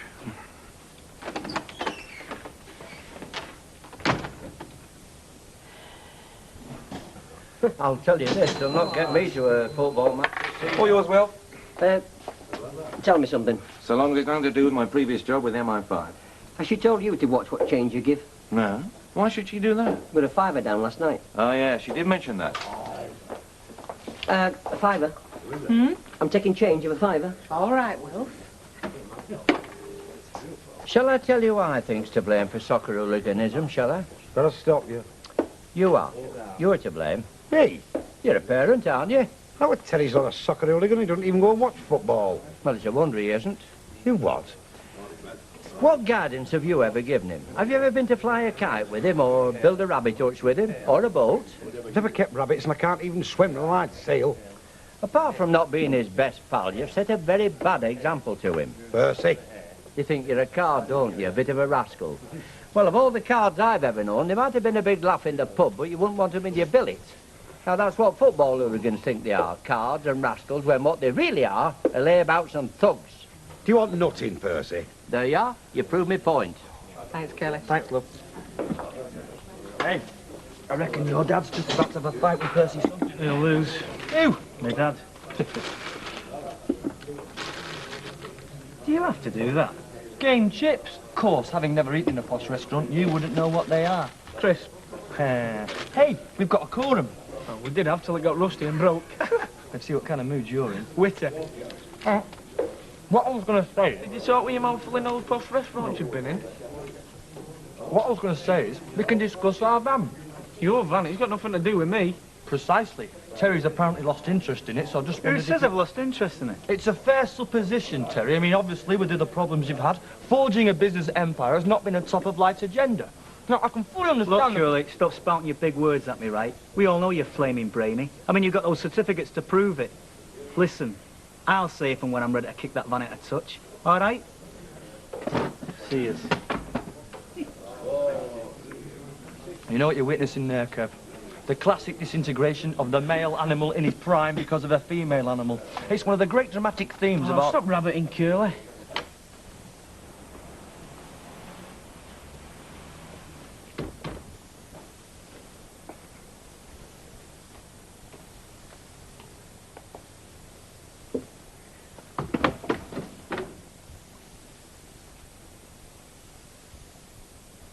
Well, how'd you go on? 2 B's in a C. Hey, that's good, isn't it? Good. Hey, it's fantastic. Oh, love, I'm so pleased for you. Ah, congratulations, kid. Thanks. Of course, it was only what I expected. Oh, me too. I think I'm going to cry. Hang on, I'll fetch you a bucket. 2 B's in a C. Hey, that means you'll be able to go to Sheffield. Well, if they'll have me next year. I knew your luck had changed, love, and nobody deserves it more than you. Come on, sit down. I've done us a prawn salad in anticipation. Hey, 2 B's in a C. That'll give them something to think about round here. Smashing, kid. Absolutely smashing.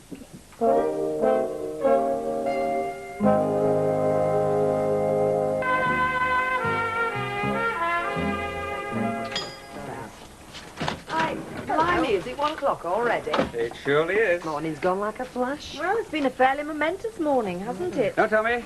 I'll sport a computerised bacon slicer. Ignore him, Emily. He has this superior attitude to my menial little job, being a member of the how many estates? The fourth estate. Ah, but Napoleon didn't say an army marches on its 4th estate, did he? He said it marches on its grocer's shop. Do you mean to say Napoleon had a lot of tubby little Alf Robertses following him around? Actually, they were called Emile.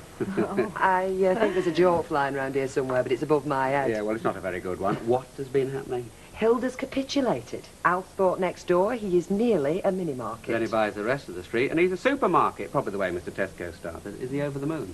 Not really, but I'm sure Hilda's as sick as a parrot about it. I wonder why she has decided to sell. I'm surprised, actually. The money, presumably. I mean, £14,000 is a lot to Hilda. I wonder if Alf is interested in buying our house. Yeah, you'd only spend a brass on books and yoghurt if he did. You want to bet?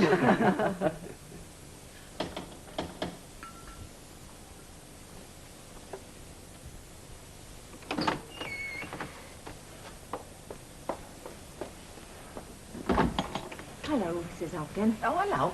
I wonder if you have 5 minutes to spare for a chat. Oh, yes. Come on in.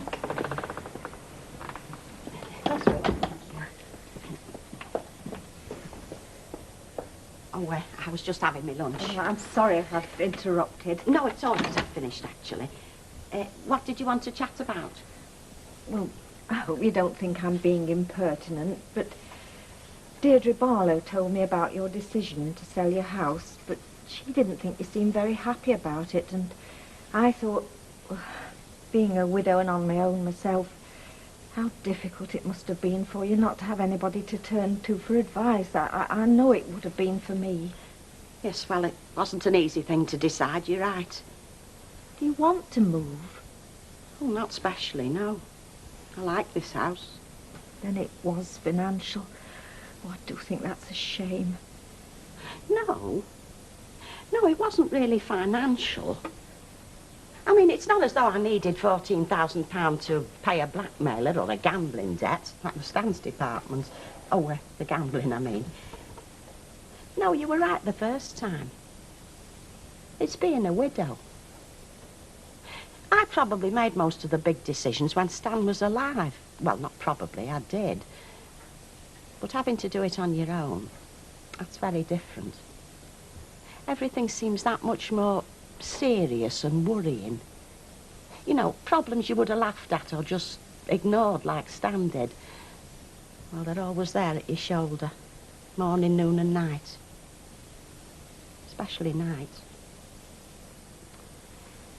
Hey, God leaves a lot of widows behind, doesn't he? I wonder why. It doesn't make sense, because, I mean, you're partners, aren't you? You haven't signed anything yet as far as the house is concerned. Do you think I could give you any advice? Well, thanks very much, but I have decided, and it's the best way, believe me. This should dampen down the dust, sir. Oil fumes. I'm not with you. I run a garage. Oh, local? But it must be. I've seen you in here a lot. Oh, don't tell the missus that. So you're the man to come to if I want some new wheels? Yeah, could be. Like your right arm, a good motor? I should know, I've had the best. Yeah? What do you call the best? Oh, I don't know. Jag, BMW, Lotus. Oh, very fancy. Doesn't do too much harm with the ladies either, does it?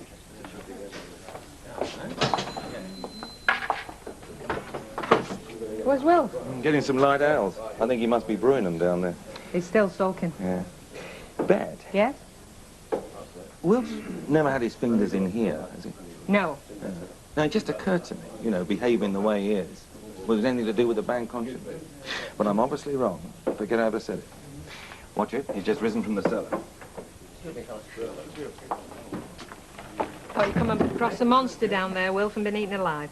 You getting at me? No. You were talking to him about me then, didn't you? I could tell by the look on his face when he saw me. Look, Will, calm down now. Calm down? What's a bloke got to do to wipe out a slip-up, eh? Become a priest? If it isn't those well-known socialites, the Claytons of Swankpot Hall, you're slumming it, aren't you? Well, let's see how the other half live now and again, you know. Right, come with a pint, brandy lemonade, and a dry martini lemonade, please. They don't live like that round here at middle of week. We're celebrating, or rather Andy is. Oh? Well, go on, tell her. I got 2 B's and a C. Can't tell from looking at you, love. In her A-levels. Oh, well done, love. Well done, Andrea. Thanks, Curly. Andrea got 2 B's and a C in her A-levels. That's very good. It's better than I did. She'll walk into university with them. When you're ready, Frank.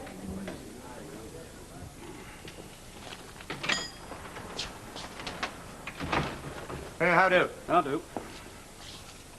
Oh, still no news after that next door. You know, I'm very surprised. How would I put money on her selling? She is. What? She's selling. She told me so this morning. Hey, about time, you know. That's great.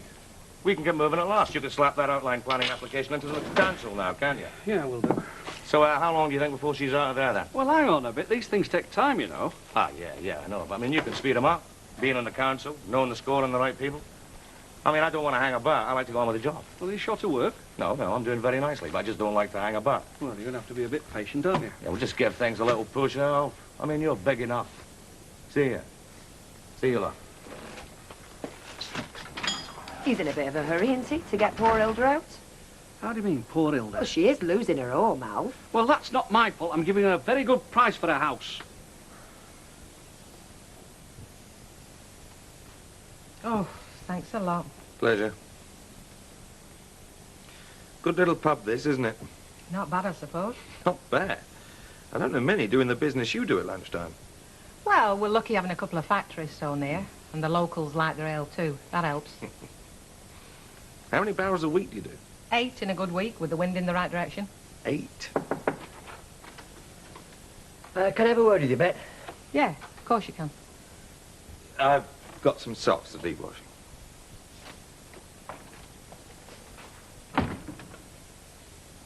Well? What's going on with him? There's nothing going on with him. But he's behaving like he owns the place. He's just stopping here till he gets a job. He's a guest. And I bet he's not a paying guest. That's none of your business, Will. Well, it's my business to know where I stand. I don't know what you mean. It seems obvious to me. Frankie Boy turns up out of the blue. Another barman. Next thing, I'm accused of having my hand in till. I never accused you of that. I told you to be careful. You don't have to be an Einstein to work it out. You've never forgotten that money I took, have you? I told you, that's dead and done with. Till now. Till you want an excuse to get rid of me. Once a thief, always a thief. Oh, a fiver missing out the till. Where's it gone? Wilf must have nicked it. You're being stupid, Wilf. I was stupid to ever believe that you'd forgiven and forgotten, and I'd be thick to stop here and wait for another fiver to go missing. That's if this one really has gone missing. Then I'd down the road then, wouldn't I? Oh, no messing. Well, I'm finishing now. I'm not giving you the satisfaction of firing me. I won't pay up today. You're being silly, Wilf. You're upset. You're not thinking very well. I'm thinking well enough to know that there's nothing here for me anymore, not since Frankie boy turned up. Oh, yeah. By the way, has that cheque you cashed for him bounced yet? No, it's gone through. Yeah, well, you were lucky this time, but I wouldn't be too quick to cash him another. I think you're right, Wilf. I think it would be best if you went. I'll send on what I owe you. Get a bad name, get treated like a dog, I bet. Oh, there's a house for sale here in Victoria Street. Where's that? Just off Rosamond Street. They only want 9,000 for it, and no. That sounds a bargain. Oh, it's not a very nice street, though, Victoria Street. They used to say the policemen only dare go down there in twos. It's not improved much, neither. No, I don't think you'd like it. Hey, hang on, Mrs. O. You get the house you want. Don't even consider me. Oh, but you'd be coming with me, though, wouldn't you, if I got somewhere convenient? Oh, yeah, but I mean, I'm not important, it's you. Oh, I'm making a mess of everything, aren't I? Because we're very comfortable here together, aren't we? No. These things happen. I mean, look at our house. 1 minute with a settled family. Next minute, my dad and our Debbie's in Southampton. Yeah, talk about a couple of waifs and strays, eh? But I'm sure things could be arranged a lot better. For some folk. I've always thought that. Can't you have an orange juice, Pat? I thought when you'd walked in, she'd taken to drink in her old age. Of course she can. And I'll just have a shandy. You know, you'll not believe this, because she was left out at celebrations at dinner time. She insisted we'd come in here and I buy her a drink. And why not? You're slaving away making cream buns while that lot are enjoying themselves. Exactly. A family celebration should include me. I bet you're proud of your sister, aren't you? Well, a bit. Well, she's going to be hard to live with. I mean, she's always been big-headed. And when she goes to university...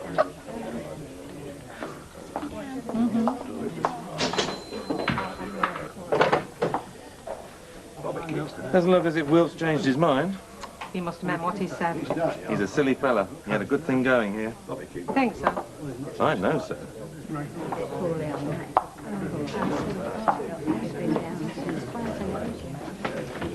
You seen who's just gone out? I saw him.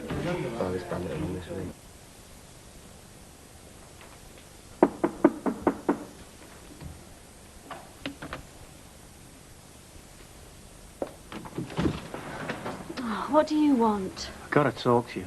Can I come in? There's nothing to say. Please. Well, you have to be quick, because I'm going out. I heard you did all right in your A-levels. I did, yeah. You must be pleased. I am. So you'll know now what you're going to do. Well, better than I did. What about me? What about you? Where do I come into it? Come into what? You know, your future and the babies.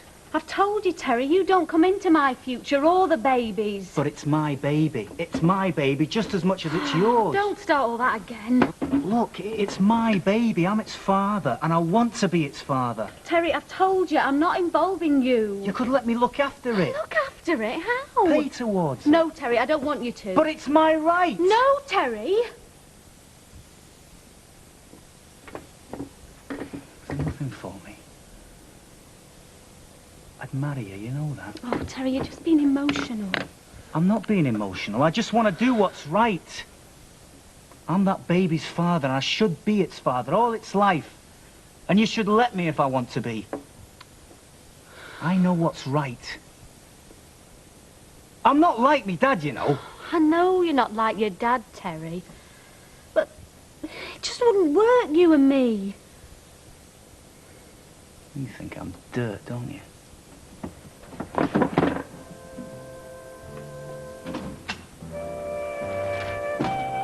You know Charlotte Street? You know, just past Inkerman Street, where they've been tarmacking over that set of cobbles? Oh, yeah, one of those terraces. Yeah. Well, I went looking at a house there yesterday. Yeah? Yes, it's not bad at all. Well, it's a lot like this, except, well, they've had the kitchen done out with them Formica tops. Oh, and there's one of them little shower things in the bathroom. Not that you'd ever get me under one of them, but, well, they suit some folk, don't they? I like it, sure, mate. Oh, you'd like this, then. And it hasn't got a factory directly opposite with a load of women bawling their heads off neither, so that'd be an improvement. Anyway, I was just wondering what I should do. What do you think? I don't know. I've not seen it, have I? There's one of them Chinese take-it-aways the other end of the street, but, well, that can't be worse than living near a pub, can it? You might get to like the old sweet and sour. Oh, well, I'm sure I would, yes. Look, I'll get us a refill, because it's gone cold as this. Tell me honestly, though, Kevin, would you fancy living there, Charlotte Street? Yeah. Live anywhere, me. Wish I could say the same.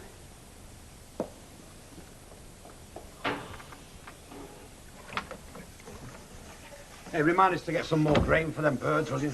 You've not been feeding us on it, have you? Is that meant to be funny? Well, get us through some flipping stock of it.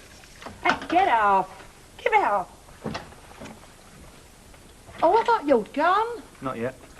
Well, you better get 'em moving, aren't you? Do you know what time it is? Yeah, but, so what, though? I'm only going to be handing me notice in when I get there. You're only going to do what? Giving him my notice, packing it in. Oh, yeah, sure. Don't be silly, Arthur. Well, you see, I'm not going to be needing it any longer, because I'm not stopping round here. I'm leaving. I was going to tell you tonight, but, well, anyway, there it is. Well, where are you going to go?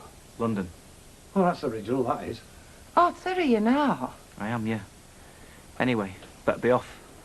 Don't want to get sacked before I can give me notice, and do I? See ya. Did you hear that? Of course I did. I'm in the same flaming room, aren't I? Well, It's just talk, innit? sounds as if I meant it. No, he's feeling a bit fed up, a bit down. We all feel that way sometimes, don't we? Want to get away, pastures new and all that. Oh, we do we? Not me. I mean, at his age, what he's had to go through, and next door and all that business, it's hardly surprising, is it? London, eh? Well, what will he do in London? Now, he'll never get near London. He'll go down the Rovers, have a couple of pints. Come another week, he'll pull another bird, and that'll be the last you'll hear of London.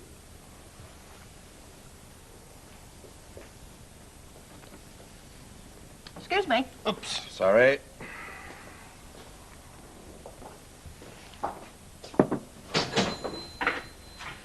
I'm still waiting for my orders round here, you know. Well, are you sure? Because I feel like I'm taking advantage. No more advantage than I'm taking of your hospitality. Now, unless you've got 3 pairs of hands, which I don't think you have, there's no way you're going to run this pub by yourself. Well, in that case, you'll have to let me pay you properly. I'm not having you working here for naught. Well, I won't say no to that. But wait and see what I do first, eh? And then decide what it's worth to you. Is Wilf not coming in today, then? Not today, Hilda, not tomorrow, not from here to eternity. Oh. Well, don't you want to know what's happened? It's not like you to be backward at coming forward. All right, then, what has happened? Well, first of all, we had this falling out over money. Then we both said 1 or 2 things we shouldn't. Anyway, the upshot is, little Wilfred doesn't work here anymore. In fact, with Betty still being away, hardly anybody does. Which is why Frank's coming on as a sub. Very fortunate he's here, then, isn't it? You're not kidding. Heaven sent, aren't you, Frankie? Yep. Well, let's just hope heaven knows what it's doing. I felt sorry for her. I don't think she knows what to do. Poor Hilda. Last thing she wants on her plate just now. I got the impression she was feeling really alone in the world, in need of somebody to turn to for advice. Aren't we all? In need of advice. And husband. Well, if I could just say, and it's not because I don't sympathise with Mrs. Ogden, because I do. But? Well, I just don't see any reason nowadays why a woman on her own shouldn't feel capable of making her own decisions. I mean, I don't think we should expect men to do that for us. No. It's just that some of us have been used to it, and when you've been used to it, it takes a lot of getting unused to. You mean I've never been married, so I don't know what I'm talking about? Oh, no. Yes. Well, I feel like I thought I made a bed of roses. What can we do for you first? Oh, a writing pad, please. White, without lines and matching envelopes, if you'd be so good. I think I can be that good. Well, I don't think that's very fair. Pardon?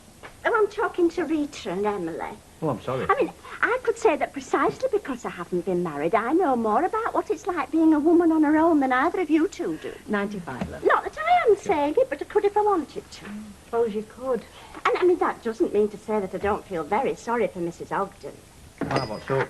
Well, you know Alf Roberts wants to buy her house. Oh, that, yes. Must be facing for it. Oh, I think it is. 5 makes a pound. I'm just saying, that's all. Of course you are. Well, bye, ladies. Goodbye. Trilo. You see, we've got to learn to stand on our own 2 feet and not expect men to do everything for us. Because half the time they won't anyway. No. No, well, that's all I'm saying.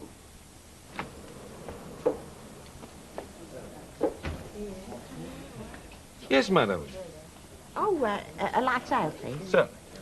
Oh, I'll just be through there. Some of the bins, though, they don't have stinking in hot weather, you know. I hoped I might catch you. Well, there's no wrong, is there?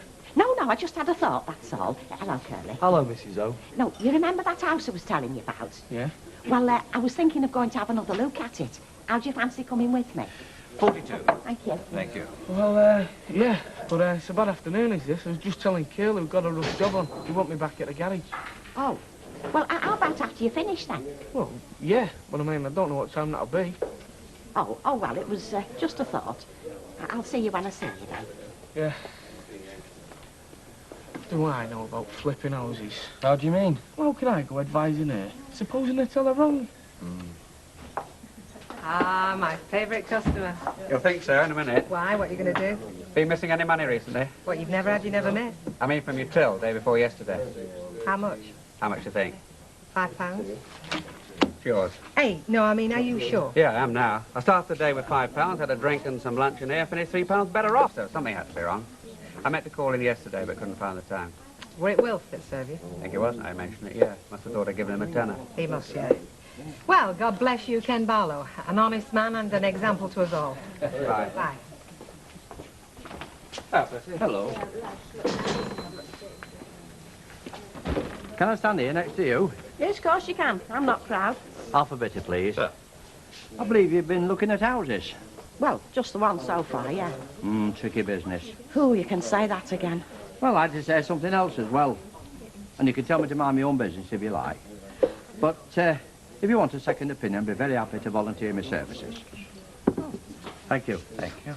Oh, well, that's very kind of you, but I'm sure I'll be all right. Well, suit yourself. I know some folk regard me as nosy, but it's just that I like to help. And, you know, I believe in offering my services rather than waiting to be asked. 32, 40, 50, and 50's a pound. Thank you, Squire. Well, I was intending to have another look at it this afternoon, as a matter of fact. Well, I'm not doing anything that can't wait. Are you sure you really wouldn't mind? Mrs. Ogden, it would be an honour and a pleasure. Right, let's get these down as well. They're off. Oh, he's in! Hello, Cyril. We brought you some chips. Right, and maybe to have a sandwich, man. Yeah, we can always fit one or two of these down, yeah. Of course you can. Fact of life, innit? No matter how full you are, when you see somebody with chips, you always want one. Don't know what Arthur C. Clarke would do for that. And a good morning, love. Everything all right, eh? Yeah. I told him I'd stop on while in the next week. Oh, you haven't gonna give him your notice then? Yeah. Well, you can nip back this afternoon and tell him you've changed your mind. But I'm not going to change my mind, though, am I? Well, what are you gonna do?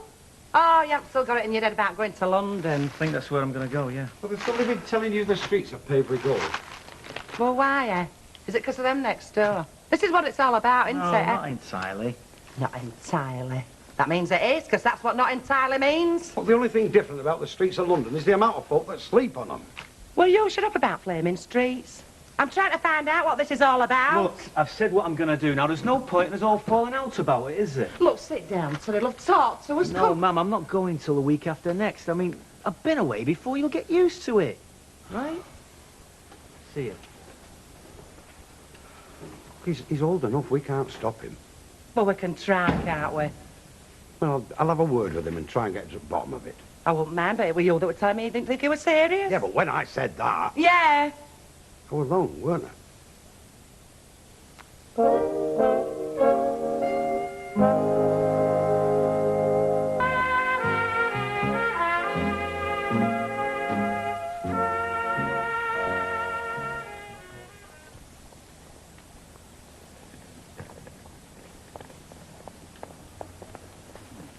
Now, it's this fourth one from this end.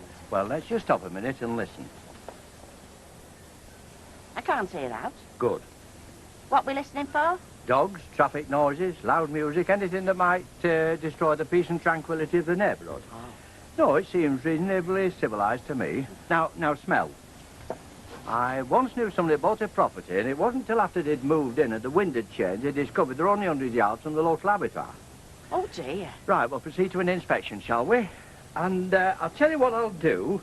I'll come back and have a walk round when it's gone dark and see what sort of creatures are prowling the neighbourhood and, or riding motorbikes up and down your back ginnel. Oh, and have you heard from Betty at all? Yeah, she rang this morning, sounded very happy and full of the joys of being a granny, whatever they are. Oh, good. Well, she will be coming back sometime. She'd better be. Bye, then. Bye, love.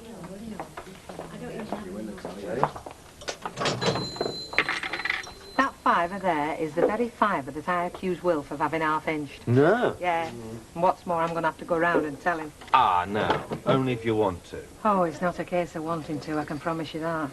No, I'll wait until closing time and then I'll go round and apologise on bended knees. Probably come back with holes in my stockings. Yes, Jacko? Find a better on one of them, please, Bet. I'm all right. I'm buying. I said I'm all right. Younger generation, I'll never understand them, you know. Right. Listen, you've got your mother in a right state with all this talk about London, you know. You know she watches all the documentaries on the telly. She thinks that London's full of drug addicts, muggers and folk like Mike Baldwin. Why don't you say that you want to go to Bournemouth or Knutsford or Because I'm going to want a job, aren't I? 64, Jacko. Tell me. Look, is it this? Clayton's business that's behind it. What do you think? Please don't that. Oh, yeah? What am I supposed to do? Just carry on as normal? Pretend that the girl living next door ain't having me baby? All right, keep your voice down. No, but am I, though?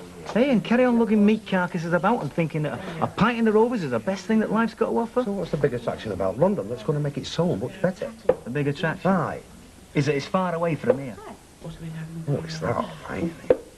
No, look, but seriously, have a word with me, Mum. Tell her I know what I'm doing. It's not as easy as you make it sound, lad. All right, I'll try. Cheers. There are a couple of windows that weren't all that they might be and decorating that wants doing, but rest of it looked in good order to me. Yes. And she did mention there was somebody else interested, but that's a well-known tactic, is that? And we don't want to be panicked by it. Although she struck me as an honest sort of woman. Oh, I suppose she is, normally. But nobody's completely honest when it comes to selling their own house. No. No, I suppose not. So, you think I should buy it? Well, it looked a worthwhile property to me. Oh, I wish I could be sure. 1 minute I think yes, next minute I think no. Oh, I'm getting to be a dithery old woman that doesn't know what she wants. Well, you've been here for a while, haven't you? It's bound to be a wrench, whatever you move. Yes, that's it, I know. No, I dare say I could get to like it. I mean, it's the right size and not too far away. So you'd say yes if you were me? Well, weighing one thing up with the other, I think I would. Yes.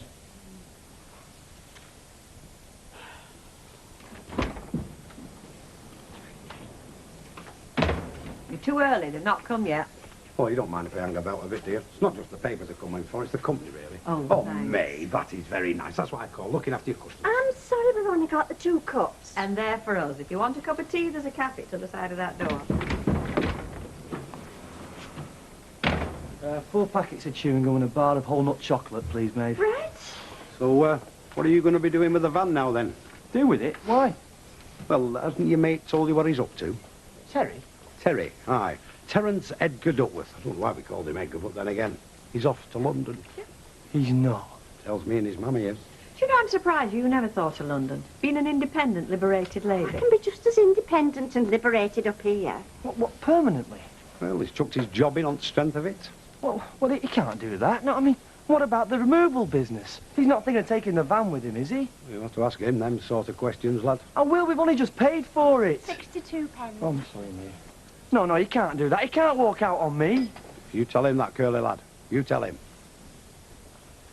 Right, time I was at them school gates. Oh, I tell you what I haven't done. I haven't added up what bread we need for tomorrow. Listen, don't worry about it. Get down and look after that door for yours. Oh, hey, and give her that from me. Oh, she gets very confused between you and Father Christmas. You know that, don't you? Ta-ra, love. Ta-ra. Hello, Hilda. Oh, hello.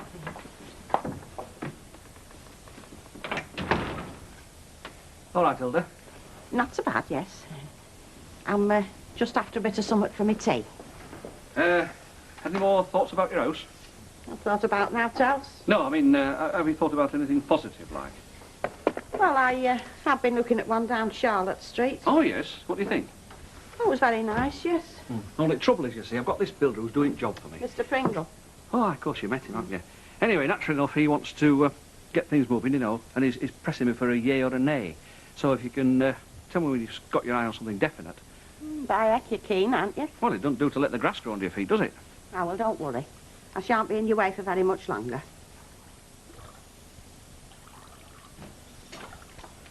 I thought I'd be opening without you. It took me a blessed hour to find him. And then when I do, I go straight into my, oh, I am sorry, Wilf. Oh, isn't it awful, Wilf performance? What do you think happens? I've no idea. Well, first of all, he sits there with that snide little grin on his face, loving every minute of it. And I'm going on about, of course, I mean, he must come back. How I hope he can see his way into letting bygones be bygones. I really humble myself in front of him. It's hard to imagine. It were hard to do. It were even harder to stop myself from clocking him one. When he waits till I've finished and then he says, oh, well, thanks for telling me. You needn't have bothered, really. I've already got another job. Go on. I said, where? He says Station Hotel. And they pay more than you do, as a matter of fact. So I'm rather chuffed at the way things have turned out. Oh, dear. It is not funny. No. I wouldn't have minded if he'd have told me at the beginning. But, oh, no, he lets me go and make a right article of myself first. Well, just goes to show, though. What? Well, you did the right thing in sacking him. I think you're laughing at me, aren't you? No, I'd be very frightened to do that. You might give me the sack and all. Yes, I might. And don't you forget it. It's about half terry, and I didn't want to stay out over there. Now that they start flapping. Well, what's he done? It's not what he's done, it's what he's on about doing. About going to London, he's packed his job in and everything. Isn't that right? You tell her what after he's been saying. You just told her. Imagine London, eh? Turning up there with nowhere to live, not knowing anybody. Oh, we can't let him go, Jack. We've got to stop him, choose how we do it. We've tried talking to him. What's brought it all on, like? Well, no. Bit fed up. Happen the girls involved. I mean, we don't know. You don't that age, do you? I hope he's here. Act normal, all right? Sailors don't have to act. Hello, Teddy, love. Everything all right? Yeah? All right, then. Hello, love. Yeah, I've done with this, son. You can have it if you want. Oh, cheers, Dad. Where you going? Just upstairs. See what I mean? What's it like? Well, it looks same as he always does to me, Vera. No, I mean, we came in and went straight out upstairs. Oh, just don't... It's as if he don't want to talk to me. Don't start on it in V. What do you mean, don't start on him? How can I start on him if he's upstairs? When he comes down, don't nag him. You'll never get him to stop. Look, Billy, your Jack's right, love. More you go on at him, less he's likely to listen. Well, what am I going to do, eh? If I can't say, I'm always going to talk a bit of sense into him. So go on, explain. Look, I don't have to explain to you. I'm going. I'm getting out of this dump. End of the message, okay? Oh, that won't do, Terry. That just won't do. I put time and money into that van and into what I thought was going to be a worthwhile business. And now you tell me you're going? Yeah. Well, it's just not good enough. What do you think, Kev? Don't ask me. Shut it, will you, Curly? I've had it up to here with me mum all day. I can do without you whittering on, right? I won't shut it. What am I going to do about the van? You really want me to tell you? You can always sell it. I don't want to sell it. I want to use it for what we said we'd use it for. Curly, you're getting on my wick, you know that? Oh, dear. Hey, that is hey, turn the volume down, lads. Folk trying to have a quiet drink over here. What is he, this fella he's throwing his weight about for somebody who's just passing through, isn't he? Oh, I suppose it's just well better the way. Trying to get his feet under the table. Make himself indispensable. I'm not talking about just down here, neither. I do. Ready for another? Don't mind if I do, Al. No, I'm all right, thanks, Al. Say that again. Go on, just say it. I said you're a quitter. Oh, Leave it, Teddy. That's enough, you two. Right, you. Outside. That suits me. Right, come on, lad. That's enough. Come on. That's about enough of you, Curly. Because you're a quitter. All right. Let's not disgrace our family name, eh? Come on, I'll buy you one down the Legion. Sick of it. So am I sick of it. Been sick of it for a long time. Come on. You want this one out as well? No, just tell him to put his specs back on. Come on, girl. I don't care, he's balmy. Yeah, of course he is. I mean it. He doesn't know what he's doing. He just wants to throw everything away. He's got no plans. He's off his head. Right, and the last thing he needs is people telling him he is. Well, just one pint then, if Jack's not going to be coming back. Right, love. You're doing a grand job. All part of the service. So, when are you building this hypermarket then? Well, we're all set. I mean, we're just waiting for Hilda, really. Oh, she was talking to me the other day. And I must say, I got the impression she'd stop where she were if she could afford to. Well, there's no pressure. It's all been over and above board. No, I mean what it would cost her in repairs if she were to stop. She reckoned it to be in the order of £2,000. 2,000? Yes. Who's been telling her that? Nay, I didn't ask. But whoever it were, she'd taken it as gospel. What have I done? Don't. Come in, Ida, won't you, sir? Okay, love. Done what you've always done, you. Nothing. Well, there's nothing I can do. Hello, Ivy. Hello, Jack. Well, it's your son, ain't it? Oh, we won't go into that. Oh, you look, he's big and ugly enough to make his own mind up, and that's what he's doing. Yeah, well, there were a programme overnight about London. Well, that's just to make it all sensational, that. Did you see it? No, I can't say I did, Vera, no. All about kids going down He's there. not a kid. No jobs, nowhere to live. Everything's twice as dear. They're all on drugs. And that's not worth it. What makes me go cold inside. And him, he won't even talk to him. Look, I will talk to him till I'm blue in the face, but what good will it do, eh? When did he listen to me? I mean, if I said the grass was green, he'd send somebody out to have a look. London, that's what he's saying. Vera, he's a big, strong lad, love, and I don't think he's daft either. I don't think he come to any harm. Thank you, Mrs. Tilsley. Now, that's Ivy telling you, not me. Ivy. Look, if that's what he really wanted, Ivy. But it isn't. I mean, it's just emotional. All because of that business with her, that madam. Vera, we're going to be late, love. Look, all what you're arguing, love, it's for your sake, really, not his.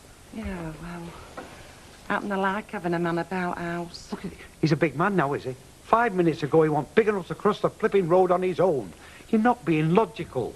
Well, I know I'm not being logical. I'm being upset. Oh, Vera. Okay, well, Terry, I mean, if it comes to sink or swim, love, he don't need water wings, you know. Do you think there's out in this acupuncture, Ken?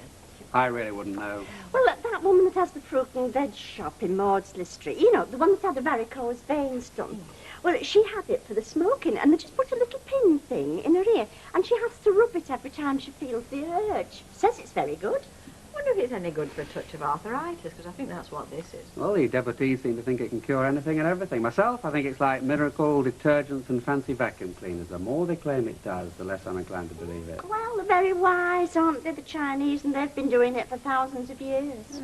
I suppose you could say the same for binding up little girls' feet. No. Bye. Ta-da. Hi, morning, girl. Look at this one, done up like a Christmas cracker this time of morning. Do you believe in acupuncture, then? I do, Chuck. In fact, I'm thinking of going in for it. Oh, what are you having it for? No, not having it, giving it.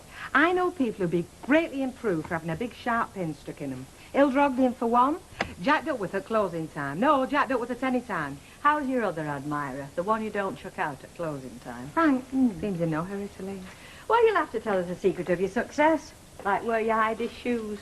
Well, I'll be frank with you, girls. I don't know how long this can go on. I'm getting hardly any sleep. No. Before I can risk an appearance first thing in the morning, I've got to get this face on. These days it's taking quite a while. Alarm set for middle at night, practically. Well, you look well off it. Beats acupuncture. Just think of difference it'd make, a bit of brass in your penny.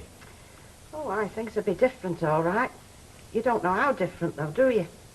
Well, you're not going any distance at all, practically. Not a bad little house, that neither. Oh, no, I'm not saying. Look, I was very glad of you coming with me, but, well, I've had the day and the night to think about it, and Well, that's why I thought I'd pop in, you see. I just don't know my own mind, and that's the truth. Well, never be afraid to ask for advice, Mrs. Ogden. Now, me, I do tend to know my own mind. I was saying when I were that high. Now, to the lads that stick up for Blackpool, I were all for Morecambe. They be sucking Everton mints, I had to have humbugs. Always knew my own mind, you see, but I was never afraid to ask for advice, and don't you be. Well, I just can't seem to see myself anywhere but here. You've got to imagine that house with all your own things. Oh, aye, but there's things you can't take with you, aren't there? All kinds of things. But you're only going half a mile. Yes, but the folk you know won't go half a mile out of their way, will they? It's a different neighbourhood. And if it is only half a mile, you ask yourself this. How many people do you know in that street? Well, me, I don't know nobody, but then... Well, I've lived here 21 years and you know as many of them as I do. Oh, they're the same sort of people as round here. Oh, aye, and I'll be the one what's different. I'll be what's just moved in, the widow woman that nobody knows. Strikes me you don't want to go. I only wish I had the choice. But you've always got the choice. You are? With what one's doing to this house? Phew, I haven't, you know. Have you seen your Terry, Mr. Duckworth, and has he decided what he's going to do about the van?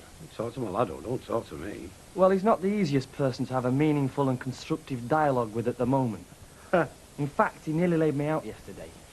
Hey, are these two by now? Hey, don't chastise the lass, Alf. I don't want serving. I just come in with him. He started spitting, and I thought I'd nip in here, hang fire, till it made its mind up, like. And I only came in to talk to him, but if you've got things to do, please carry on. Just ignore us. They want shooting. Hey, don't give him any hot water. Any nonsense, chuck the pair of them out. Right. Shouldn't be very ill. But he doesn't seem to be taking it into account, no. I mean, does he expect me to buy his share off him, or what? Well, you'd be a mug if you did. If you want to go waltzing off in a big huff, then you've got the van to yourself. Well, that's one way of looking at it. Well, educate is the only way of looking at it. But I don't want to do the lad down or out. Curly, the times I have tried to help that lad, I've stuck opportunity under his nose time and time again, and 'cause he's me, he's give it the lip. Now, what it is, having a strong father, he's got to rebel, like the young lion, got to lock horns. The trouble is, you won't come out of it well. How do you mean? Well, I see opportunities every day, don't I? I mean, going round and about and on the windows, like. Yeah, it's a pity you didn't seize the opportunity to clean some of them windows. Do you mind? Just get your nose back in the bacon slicer. All as I am saying is you should stick to that van like the blob of marmalade you are. Between the pair of us, we can turn it into a little gold mine. Well, that's a very interesting proposition, Mr. Duckworth. So I'll tell Terry you're interested in buying his share, shall I? To be honest with you, Curly, as disciples go, you're a bit of a disappointment to me. I know you got business to talk over the two of you, so I'll be off then. And remember what I said to you, Mrs. Ogden? Yes, I will, Mr. Sugden, and ta very much for calling. Toodaloo. Ta-ra. You sit down now. Oh, hi. No, what it was, Hilda, somebody happened to say to me that you were a bit worried, you know, about the house and everything. Who told you that? Well, it don't matter who it was. I mean, they said you were all worked up and worried, like. I just wondered why. Well, if it's Bet Lynch you've been talking to, she'd got no call to go sticking her oar in. Now, maybe she's just concerned about you. Happens she thought I was putting pressure on her. Oh, I never said that to her. Well, if offering you over the odds is putting pressure on, you should be tickled pink. I mean, why are you worried? Oh, well, what with all the to-ing and fro-ing and thinking about it. I know what I really want is to stop in this house. Oh. Well, if that's what you want, I mean, you're free to choose. No, but I'm not, though, am I? It's always the same. If you haven't got the brass, you haven't got the choice. How do you mean you haven't got the brass? You'd have plenty. Well, it's no good having the money once I've sold the house, is it? It's like swapping the spuds for the potato peeler, is that? I'm at a loss, Hilda. Oh, it's all right for you, of course. You'll be having it all done. I mean, you've got the money to spend on it, even if the place had no roof at all. Oh, aye, fair enough. I mean, I'd still want it off you, even if I haven't got a slate on it. Do you mean that? Yes, of course. What difference does that make? Well, it does, that's all. Hey, hang on. Do you know something that might make me want to back down? Look, Alf, I'm being a fool to myself, I know, but... Well, I'd be in a right pickle if you did.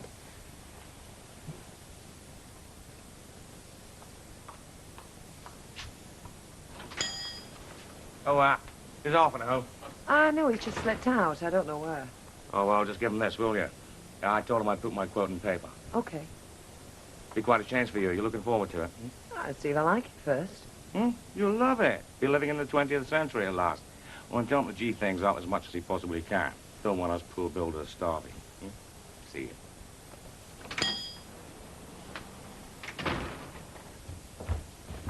Les Pringle told you that was wrong with your roof.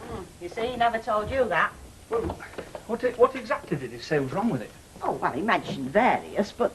Well, it's all wants doing. Hilda, love, there's no wrong with your roof. I mean, you might want a bit of flashing around the chimney sooner or later. But once that's done, it's something note. Well, it might be something now to you, but I can't afford all that business. Hilda, there's nothing wrong with your roof. For 8 for the tar, that roof will see the pair of us out. Do you think so? I know so. Ah, yes, but maybe he hasn't told you every little detail of it because he didn't want you backing out. I mean, it's all work for him, isn't it? Oh, I can see what he's after.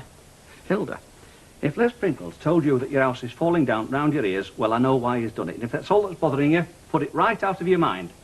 And I know he's being a fool to himself, but anyway, I wouldn't like to get your house off you that way. Do you mean if I was to stop here, I wouldn't have to find thousands of pounds to do all the roof? No, love. But he could still have the thousands of pounds and a roof just as good in Charlotte Street.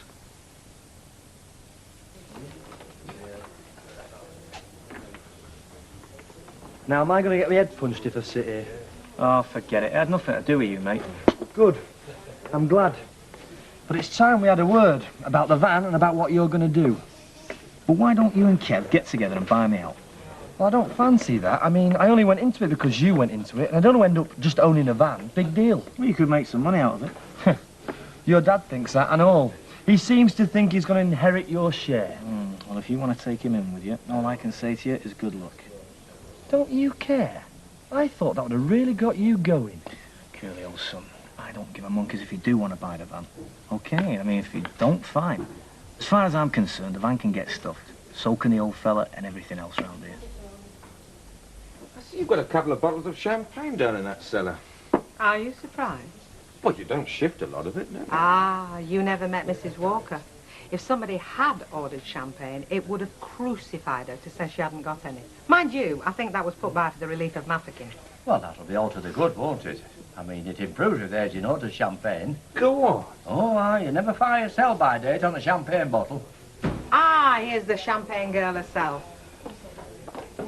Have you managed to screw another few quid out of Alfilda? Shall I cool a bottle for you? A bottle of light ale it is, and a bottle of light ale it'll stay. Where have you been? You said you'd not been long. I'm sorry, love. I tried to catch Pringle in his yard. Oh, well, he was here. He left you this quotation, I think. Oh, did he? You didn't get hold of him then? No, I did not. But when I do... When I do...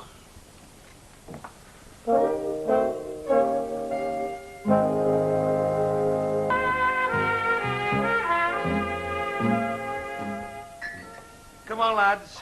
All good things must come to an end. Especially licensing hours. Wish they didn't, but we don't make the law. All right, we got the message. You left your paper. You can keep it, mate.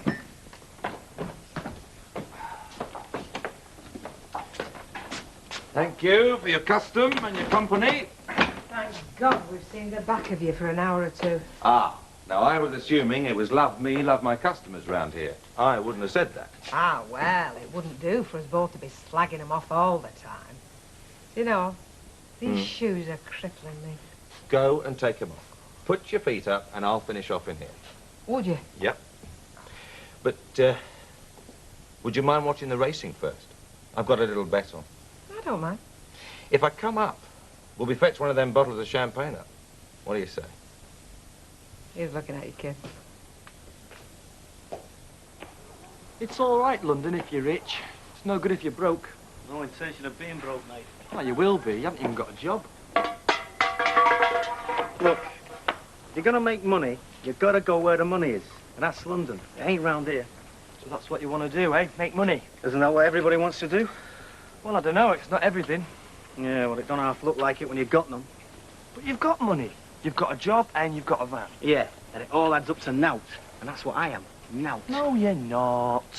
Look, you knock on that door. Ask them. They'll tell you. Oh, come on, Terry. They'll tell you. Terry Duckworth. Not good enough to be a father to his own son. Aye, and you're that mad about it, you're trying to kick everything into touch. I mean, going to London, that's kicking round here in a touch, innit? I mean, it's got nothing to do with London, as London. Well, fair enough. I might as well have said Antarctica. Well, if you're determined to make life difficult for yourself, Antarctica's got a lot to offer, really. I mean, what makes him so wonderful, eh? You listen to that father, you'd think I was something the dog left. And what's he? It's very surprising, but it turns out he ain't a duke or nothing. He's a milkman. In his natty little suit, his hair-sprayed hair, and his trombone. There's a bloke on Collingwood Street wants a shed shifting. Why don't we go round and see him? Why don't you say? Well, up to a minute ago, I didn't think you were very interested. Well, if he's paying, I'm interested. Come on. Your dad's going to be very disappointed about this. Yeah, well, I don't care what he thinks. You see that lot there? I know exactly what they think. One of these fine days, I'm going to come back, I'm going to rub their noses in it. Cheers, mate.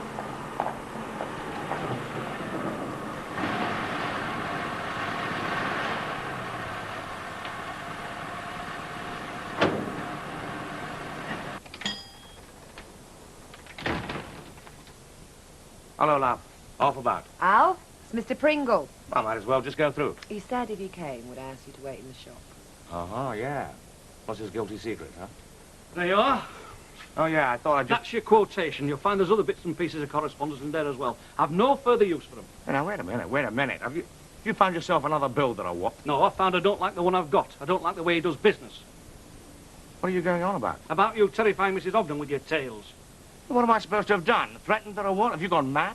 You told her the house was falling down. Oh, it's very clever the way you did it. Oh, come on. I told her there were a few things wrong with her. Yeah, and left her frightened sick. No, I left her ready to sell it. You think that's the way I want to do things? Well, you've given her enough money, aren't you? I mean, she's too stupid to know what side her bread's buttered, and so are you. I'm not interested in your opinions. The door's behind you. After all what I've done. I spent a lot of time and effort on this job for you. Oh, well, if you want pain, take me to court, because I'd be very happy to see this case given an airing. Oh, big ideas, huh? You're nothing but a fool. Out now, before I chuck you out. I'd like to see you try. Do you know, I think I would and all. Yeah, all right. Can't be bothered arguing with you. You're not worth bothering with. You're nothing but a tuppence halfpenny grocer with tuppence halfpenny ideas. Well, sooner that than a tuppence halfpenny conscience with tuppence halfpenny principles. Principles! You've been fiddling those scales of yours for years, and you know it. Principles!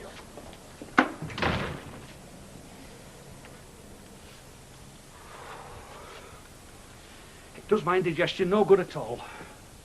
I suppose the scheme's off then, is it? You could say that. Is that you, Aunt Sarah? Where were you for your tea? Been doing a job in the van, Mum. You know the van, Dad. My van. Your man wants me to have a word with you, Sunshine. Oh, it'll do any time, Terry. Oh, all right, you're all right. Hang on, I'm coming.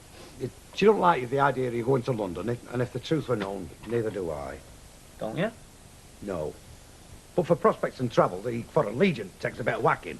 Oh, he made a great stand-up comedian, me dad, because he's dead comical, you know. The only thing is, the standing up would have taken too much out of him. Oh, we know the comedian in this house is no a Dick flipping Whittington. Well, you might be disappointed to know, but I'm not going to London. Sarah, do you mean it? I don't know. I don't know where I'm going. It's just the way I've been feeling lately, Mum. I know, son. I know. Hey, joking aside, glad you've seen sense. Yeah, main thing to do now is get back to work tomorrow, take your notice that. No, Mum, it's like he said. I've seen sense. I'm jacking that in, definitely. Hey, if you think you are stopping here on Social Security, because that's all you'll get, you've got another thing coming. And I'm not supporting it, and I'm not sitting back and let your mother support you. Well, no, I wouldn't expect her to keep the both of us, so I shan't be stopping. You can see that, Mum, can't you? I can't stop in the same street living next door to... But where will you go? Just watch me. Because from now on, whatever direction I'm going, it's up from here. The abattoir's not on my way. See you, Mum. Oh, well, bad news travels fast, as they say. Hey, it's not bad news at all, Mrs. Ogden. I must say I'm very pleased that you're staying. Oh, well, that's very nice of you. Oh, when I put my head out of the door, I like to see the same old faces, I must say. Yes, well, you've said a very true thing there, Mrs. Bishop. Because the old faces vanish fast enough as it is, don't they? Still, you know, Hilda, folk can be very decent wherever you go. I mean, when we moved in here, we knew nobody. And now look. Oh, yes, but you weren't a widow when you came, though, were you? I mean, would you want to move again now? Especially if your Brian had moved away to a different place entirely. Don't think I would, no. No, I know you wouldn't. So does Mrs. Bishop. Because, you see, the best you can buy is only a house, isn't it? But what you're selling, well, it's an awful lot of your life you've put into that place. And you're not going to have that time again to put in anywhere else, are you? Money can't buy it back. Mr. What's his name? Roberts said this one's on him. Oh. Oh, well, thanks very much, Al. No hard feelings. No hard feelings, Hilda. I'm sorry for him, really, you know. He's very decent, but... Well, there you are. It's not often Hilda Ogden stands in the way of progress. So I suppose it's all out at window now, then. Oh, I don't know. I can still do something with the shop. Are you bothered? Really? Well, look, when I decide to pack it in and sell up, that's it, isn't it? I mean, that's what I've done with my life. And I've just got this feeling I'd like to add up to a bit more than a tuppenny halfpenny grocer. Is that what you think yourself? No, but it's what Les Pringle thinks. Well, Alf, if you stood any higher in Les Pringle's opinion, you wouldn't stand so high in mine. Oh, nice of you to say that. Do you know, it's always struck me that you've got a very good head on your shoulders. Wasted, mind. Oh, there's a backhander. No, it's not meant to be, really. I do. I think your talents are wasted in many ways, you know. But I'd be very glad of the benefit of your opinion. What on? Well, anything generally, you know. I mean, about the shop. Well, if you value my opinion, I'm only a tuppence-halfpenny news agent. Well, if you care to take an interest, I'd welcome it. Very much so, as a matter of fact. It might give me a bit of a spur. Here's help. Change that scotch while I have a minute. You make yourself useful, I'll say that for you. I hope you can find more to say than that. I mean, you wouldn't want that on the headstone, would you? He made himself useful. I don't know why not. It's more than many would deserve. Sooner the word was indispensable. Well, you've only got to look at any headstone, Chuck, to know that nobody is indispensable. No, useful is as good as you're going to get. Thanks. Still, I don't want to discourage you if you want to have a go at making yourself indispensable. It's all right by me. Yes, Kevin? Right, rest, please, and a light ale. Oh, no, here, let me get these. No, I'll get these, Mrs. O. They're on me. No, I'd like to, because I'm celebrating. Well, so am I. Because I'm glad you're not selling the house as well, you know. It's a nice little gap. And you'll have to have one with me after then. Oh, you'll be getting tiddly, you. I think I'm getting tiddly already, but I feel like it for once. But really, you've not got a lot to celebrate, have you? I mean, when you think about it, you're in exactly the same position as when you first started. That is what I'm celebrating. And you know, Kevin, even though there's some things money can't buy, very nice to have been offered money for them.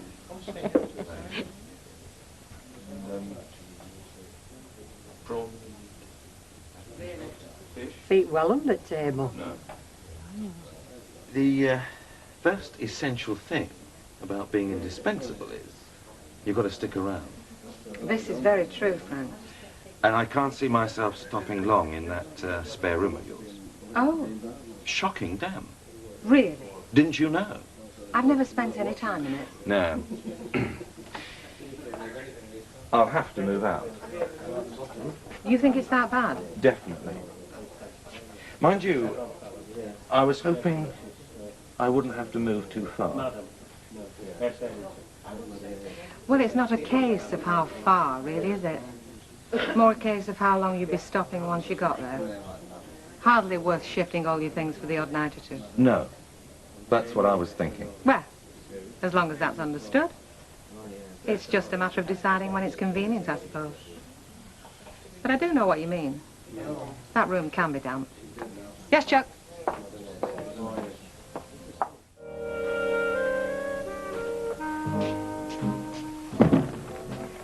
You're up early. Thought we had burglars. Oh, sorry I woke you. Was it my alarm going off? Or were you lying there, all unfulfilled, thinking, there's Frank just across the landing? You don't give up, do you? Depends on the prize at the end of the game, doesn't it? Oh, so you see it all as a game? Sometimes flirting with the landlady does go with the job. And you being the complete professional whose sole aim is to please. Not that I find it difficult.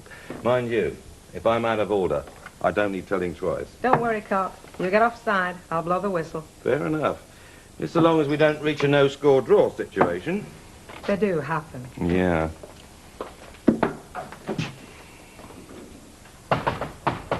All right, I'm coming.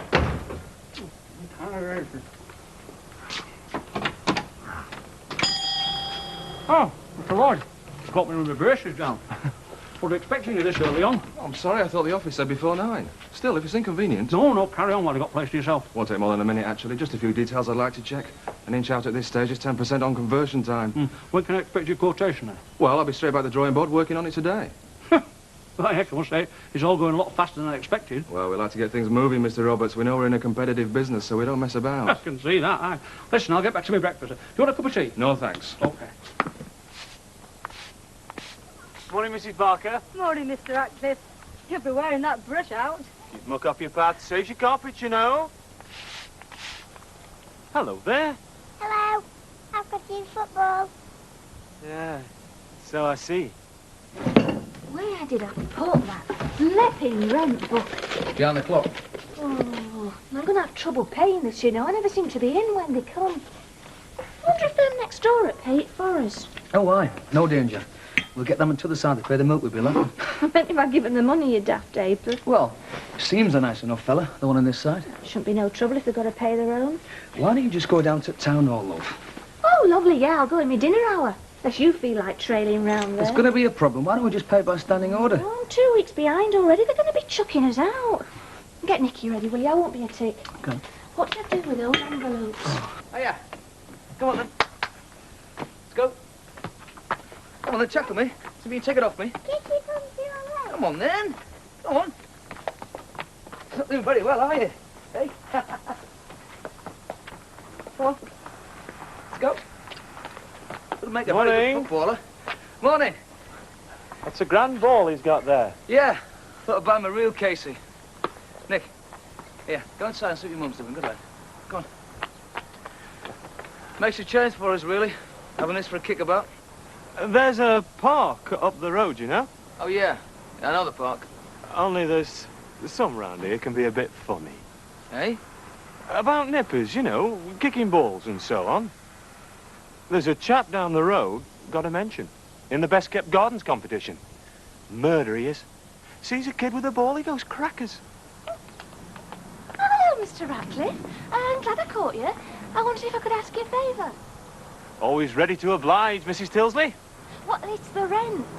What we're working full time, I never seem to be in when they come. I wondered if I could leave it with you.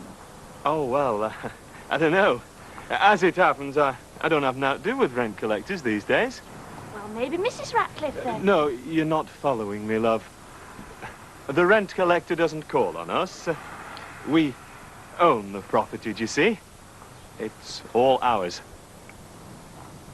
Oh, I see. Well, I'll have to sort something out, then.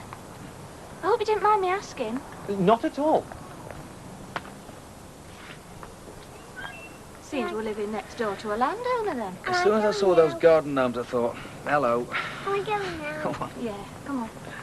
All I need is a pillow to share. Photograph when nobody's there. It's a nice song for a sunny morning. Is your dad up yet? Is he? He's still snoring up there like nothing on earth. I'm surprised you didn't hear the windows rattling. Well, it is his holiday. Mind you, I forgot the alarm. Went hammering off about 5:30. If I hadn't stopped him, he'd have been halfway to dairy. Makes my day, you know, love, to see you full of beans and smiling again. It's hardly beans I'm full of, is it? You are looking well, though. I mean, you're getting that glow. Oh, motherhood is a wonderful thing. Well, if we're left to ourselves and we take a sensible view, I think at least we'll survive. I've heard now of me laddo. Do you reckon he's finally done a bunk? I did hear he was planning one. He can please himself. Yeah, well, it would be nice to know he was out of our hair. I mean, while we're still here. Well, we've no real plans, have we? Well, it's your dad, isn't it? He needs a bomb behind him. Deep down, he thinks we can battle it out. But it's what's over that wall, isn't it? And I don't mean pigeons. Morning, girls. Morning. Well, I'll tell you something, I've got the day all planned. Well, I hope it includes driving me to my mum's. Don't worry, that's all been scheduled. Now, all I want is a big holiday breakfast. You'll be lucky. Why? There's no milk. Oh, great. No, straight up. When those doors are shut, we share a cup of cocoa, and that is that. Well, whose fault is it then? I mean, is Bet bolting her door, or are you bolting yours? I'm certainly not bolting mine. I've got the welcome sign out. As for trying hers, I haven't had the nerve. Yeah, well, it's likely the cocoa. Kind of a damping effect, you know. Tell you the honest truth, I think she's got a man stashed away somewhere. Oh, you mean a sugar daddy? A man of money. Outwardly respectable, but comes visiting disguised as a gas man. Here, don't look at me. I come disguised as a bread man. No, but joking apart, I don't think I've got the clout or the weight. I mean, I'm in there punching, but so far it's like fighting fog. Well, it's tearing after it to pieces, you know. He's walking around with a face like a wet week. He hasn't got a word but cats. And when he does say something balmy, like buying guns or donating his body to medical science, well, that lot over at war, them flaming Claytons, they're laughing their socks off. Oh, now, come on, be blooming fair, Vera. I mean, it must be a worry to them. And as for Connie, well, when I see her, I mean, I'd say she were an half, eh? But what's it doing to me, eh? Me only son packing his bags. He hasn't packed them yet. OK, then, we'll wise down in on her. For my sake, not on your Nellie. Still wants that girl, that snotty-nosed little madam. Shouldn't have got her ups into him, you know. One word from her, and he'd knock this London business right on the head. Well, Lass don't want him like Vera. Lass doesn't know what she wants, does she? Strikes me as having a mind of her own. You are. She's right under the thumb her. She is. There's only one person gives the orders in that house, and that's the mother. When she cracks the whip, they all jump. I've got a bit of news for you, Councillor. Oh, yeah? Ah, they've got that fella Prindle. Got him on building regs. He's down at Town Hall, spilling the beans. You'll be leaving the country, I reckon. By the way, what's your star sign? Leo, what's yours? I'll have a pint of best bitter and very civil of you to ask. Just having a little joke, my word, you went white. Yeah, well, you'll excuse me, I'm not too tickled. It was a very bad business with that Mr. Prindle in the death, so... Now, I heard a story about this fella Prindle, a story that said you'd do well to take notice. Seemingly had an upset with a fella over a job very similar to yours. He bided his time, waited till the shop were all done up, then he tipped a load of hardcore straight through his front window. And the opening ceremony was on at the time. It buried the mare straight out to his neck. Luckily, the chain of office was insured. I say, Frank, If this is a proposition, you are wrong. do you ever get the feeling that you're being talked about? Not as frequently as I'd like. I got it just now. Is this where you tell me you can lip read? Not exactly, it's just the way my spine twitches. Okay. It's a fair cop. You were being mentioned, but mostly the lads were singing your praises. Ah, I get it. They were telling you what a good cook I am, weren't they? Now, look, Vera, you know your own business best, but for my money, you're making a right muck of things. Me, you've been all sweet and sunlight. Now, give over. You haven't really seriously tried to make peace, have you? Well, I'll tell you out, and what did he get at? Door slammed in his face and a right flogging the hero. Well, that's the girl, isn't it, Vera? I mean, if Connie is pulling her strings, perhaps if you flannel Connie a bit, you know, try the diplomatic approach. No, I can't see it. Well, you know best, love. But look, if you're talking to her, if it's jaw and not war, I mean, if you get around the table, you know, make concessions, negotiate a bit, Vera. Now, hang on a minute, this isn't a union matter, you know. It depends what union you're on about, Vera.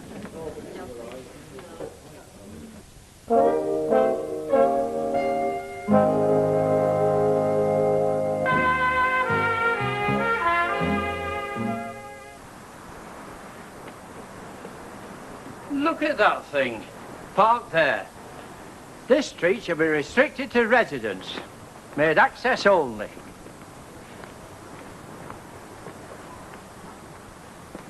If your Brian come with his van, you see there'd be no chance. Yes, I know, Percy, but there's naught you can do. Oh, hello, love. Is that Brian coming along? Yeah, I have some shopping to do and then we'll have to pick up Nicky. I thought you'd be here with his key. Well, it's good you've finished early then, isn't it? Am I safe? Or is the Gestapo still on patrol? Ryan. What are you doing in there? I'm hiding, aren't I? I'm a dreaded Percy. It's not you he's after, it's whoever owes it. Unless you finally... Yeah, got a tip it we're going. So I bowled down there. Had a good look over it, got the price down a touch and bingo. I thought you were after one of them ramp things. Well, it was a toss-up between that and the breakdown. But on balance, this was priority. Anyway, there it was on offer and a good bargain. It's great. How much was it? £1,500. Well, I hope you know what you're doing, love. It sounds like a lot of cash, does that, to me? Yeah, it's all right, Ivy. We can afford it. It's all been gone into. But, why are you hiding from Percy? Why aren't you out there bragging? Oh, just having a bit of a laugh. I mean, can you imagine Percy's face when he sees it next time with my name written on it? Make one or two other people sit up and take notice and all. Come on, let's celebrate. Champagne on ice? No, not unless you're going to tea bags, love. Oi! Clock this. Found it in the cellar. Well, I'll go to the foot of our stairs. Frederick G. Stock notes. He was the pot man before Wilf. By the left. He had it all weighed up, did old Fred face, in his own daft way. There's a list on the back. Stuff he pinched, I bet. No? Birds he pulled. Birds Fred pulled. If that was the heading, there wouldn't be much footing.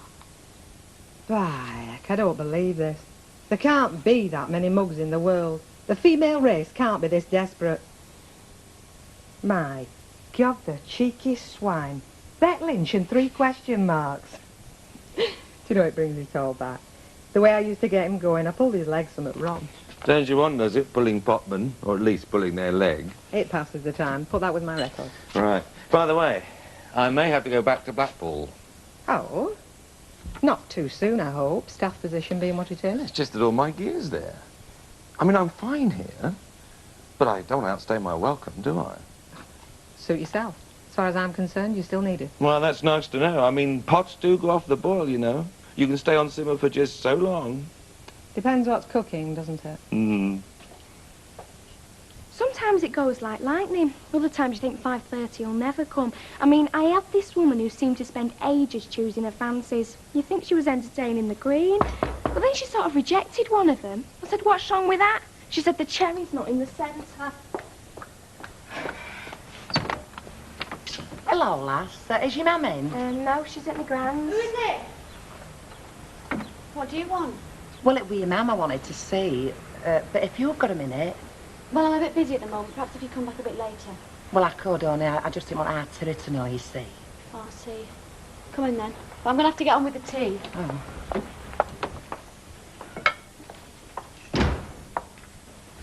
Well, if you don't mind me saying so, Petal, you look right bonny. Oh, I'm glad you think so. Yeah, I was saying to our Jack, you know, if after his girl wants out knitting. Oh, I see. He knits, does he, Mr. Duckworth? Now steady on, girl. You know, there's no cause to be saucy. I'm sorry, but I don't like being called Terry's girl. And I find all this rather embarrassing. Oh, and I'm enjoying it, am I? Look, I just think it's time somebody ought to put the pride in their pocket. So you can play Grandma? You must be joking. A grandmother, didn't they? Pretty's after his nippy rabbin, isn't it? And there's no cause to treat him like dirt, you know. It's crucifying, lad. I thought he was leaving home. Nay, lassie's not leaving, is he? He's been driven to it by you and your family. Well, what does he expect? A productivity bonus? Look, he's a decent lad. Why won't you give him a chance, eh? He'd work his fingers to the bone for you and that nipper. I'm sorry, but that's not the way I see it. Oh, you mean it's not the way your mum sees it, don't you, lass? Please, will you stop calling me lass? I can't help it, can I? Because that's what you are. And right bonny with it and all. Look, why won't you give him a chance, eh? You'll find he's not as black as he's painted. Or me, or his dad. Anyway, I'll let you get on. Mention to your mum that I called, won't you? Tell her she's welcome to come round any time for a chat. See ya.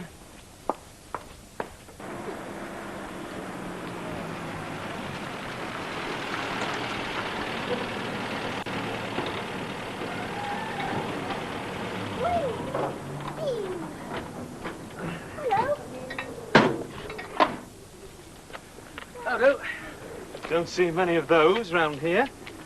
Firms, is it? No, it's mine. I've got my own firm. I mean, notice my name on the side of the van. Oh, aye. Now you mention it, I did. Don't you have premises, then? Oh, yeah, I've got a garage. But I get called out, you see.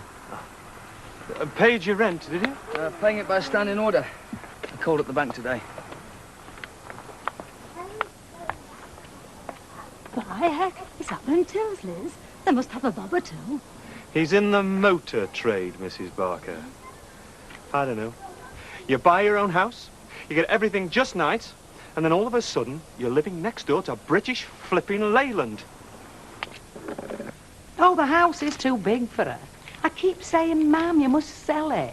Get your name down for one of these old folks' flats or what have you. I mean, she could get a good price. It's a nice area. I wouldn't mind it myself. Oh, hello, love. How are you keeping? Hey, slow coach, you're cutting it a bit fine, aren't you? We're cashing up here. Hope you haven't come to bite shop. Now, come on, save me life. I need some nail polish. Hang on a minute. Hey, Connie. I went on to see your lass earlier on. What shade would you like this week? We've got blood red, green, deep purple. Deep purple, yeah. Hey, yeah, with a right good chin wag. Did you? Well, I know we've had words in past, me and you, but well, an all said and done's an ippage, you isn't there? And what with me living next door. Listen, this is hardly the place. Yeah, granted. I just thought I'd mention it, like, we're bumping into you, like. Well, yeah, well, I suppose that's unavoidable. Yeah, we've got to be grown up about it, act civilised. I mean, what will it be, 6 months, and then it'll be there, baby and pram, wanting to know its grannies. Look, excuse me butting in, and I hope you'll take this as meant, but... Well, I think everybody around here knows what your problem is, and well, we've all seen the uproar and that, and... Well, I mean, it's quite natural. Nobody blames you, but... Well, from the comments I've heard past, I think the general opinion, you know, is that... Well, it's time you broke off hostilities, so to speak, and considered the child. I beg your pardon. Am I going daft? Is this a shop or some sort of advice centre? I'm sorry, please forgive me. I know I've Oh, offended no, you. love. I've asked for it. I've been very silly. By heck, Riley, you're wasted here. You should be in a pulpit. Hey, hang on, you. You'll leave my mate alone.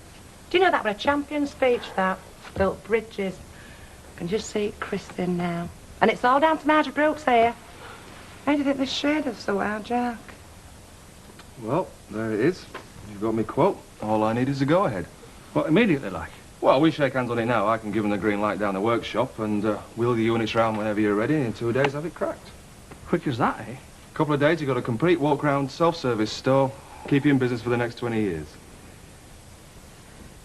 Yeah. All right, I'll buy that. You got yourself a job. Well, that's fine. Now, look, I've got an appointment at Kitchen Prospect, so I'll ring you tomorrow. We'll start talking definite dates. I'll leave that with you, plus the contract. And so you can study the small print. Pleasure to do business with you, Mr. Roberts. I'll be seeing you soon. Aye, OK, lad. Oh, turn out, turn out.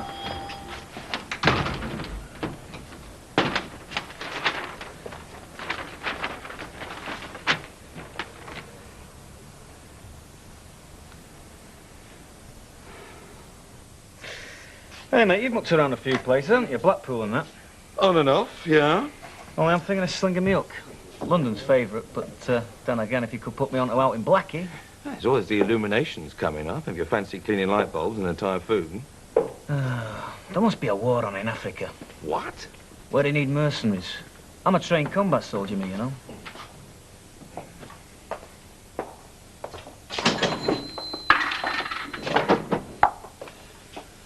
Looks like we're in for quite a night. Yeah. Listen, short of a sudden mad rush, I was hoping to get away early tonight, if that's all right. Got a mark on or something? No such luck. And it's as I said, I have to get back to Blackpool. So I thought I might do a flyer about 9ish. I didn't realise you'd be going back this soon. I mean, if you want paying, I am a bit stuck. Listen, I am not jacking it. It's just that all my gear's there. I've left all this stuff down there with my opera. Oh, yeah, you said. So I thought I'd do a quick dart tonight and I'll be back by opening time tomorrow. Fair enough. All right? Mind you, if tonight was a big night, I can always adjust my plans to suit. I like your work rate, Frank. What you're lacking is flair. Hiya, Mike. Hi. Give us a scotch, will you? You having one? No, sir, I don't want to get tanked, so I might be catching a train. Is that so? Yeah, reckon you've heard, haven't you, about me and the smoke? Oh, yeah. I was down there earlier. They're talking about nothing else. How do you see it, then? Do you think it's a wise move? I mean, not that I go for all this paved with gold, but... Paved with smut where I operate, mate. No, but seriously, it is a real scene, isn't it? The Big Apple. I thought that was New York. So I'll go to New York. Yeah, why not? Till I get airsick. I'll give you one bit of advice, son. Why don't you stick it out here, eh? You got a job, roof over your head? Well, I've turned my job in, and our roof leaks. Will me dad do out? And then there's this girl living next door. She's having me baby, Yeah, mate. hang on a minute. I know you got problems, but this is my happy hour. Do you mind? All right. Don't listen. What do I care? Well, there's one thing for sure, son. You won't find many shoulders to cry on in London. Playing? Who's asking? I'm asking. I'm playing. I'm telling you, Harry, the woman's puddled. She ain't got the sense she was born with. You never know where you are with her. After all that blackguarding, now she's convinced herself she can flamless. That all she has to do is come creeping round here and wear pushovers. I don't know. I thought we were getting it cracked. Oh, some hopes. And it's not just her antics, is it? I can't go in a flaming shot without folk putting their two-penneth in. I think that was well meant, wasn't it? Well meant. Weren't far short of insulting. Well, from what you said, it sounded like sympathy. I don't want folks' sympathy, do I? I want their respect. And the insinuation was clear. I'm some sort of bitch, some sort of possessive mother. Ah, come on, love. It's well known Andrea showed Terry the door. I mean, they know it's not you. Vera Big Gob doesn't see it that way, does she? Why else was she round here pestering, giving our Andy the soft soap? All right, so she's kidding herself. So what's it matter, eh? I mean, we know it's not on. Our Andy fell for him once. Yeah, but he's packing his bags. He's off on his travels. But he hadn't gone yet, and even if it does, we've still got that pair. Can you imagine them? If we are still living here when baby comes, we won't dare put it outside in its pram. You've got a visitor, Mum. Mrs. Duckworth. Oh, for Pete's sake, tell her we're out. Oh, no, love. We're in here, Mrs. Duckworth. And you stay. Oh, I hope I'm not spoiling your tea. I just thought it'd be civil, like, to call after you saying you're being silly. I thought it took a lot of bottle for you to say that. Did you? Yeah, I know me and our Jack spoke now turning past, but, well, after all, a baby's a blessing, isn't it? I say, Kettle, just a tip like, after he's in Rovers, eating his heart out. I bet if you just toddled along there, accidentally on purpose, like. Mrs. Duckworth, if you've finished matchmaking for your son, I think there's one or two things we ought to get straight. Oh, aye? When I said I'd been silly, I meant stopping here with you and your lot camped on the doorstep. Well, nobody asked you to. Anyway, I were only talking to that last day, yeah? Mrs. Duckworth, I know you mean well, but we would appreciate it if you just left us alone. To be blunt, we'd appreciate you clearing off and not sticking your nose in our business again. Well, excuse me. I think it's you and your tribe that wants to clear off. You've caused no but trouble since you moved here from your last mucko. Mucko? Yes, look here. 7:30 and there ain't even a flaming pot washed. Get out! Go on before I take the flaming bread knife to you! Bonnie. Bye, I come here with Christian feelings. I'd be better off preaching to heathens.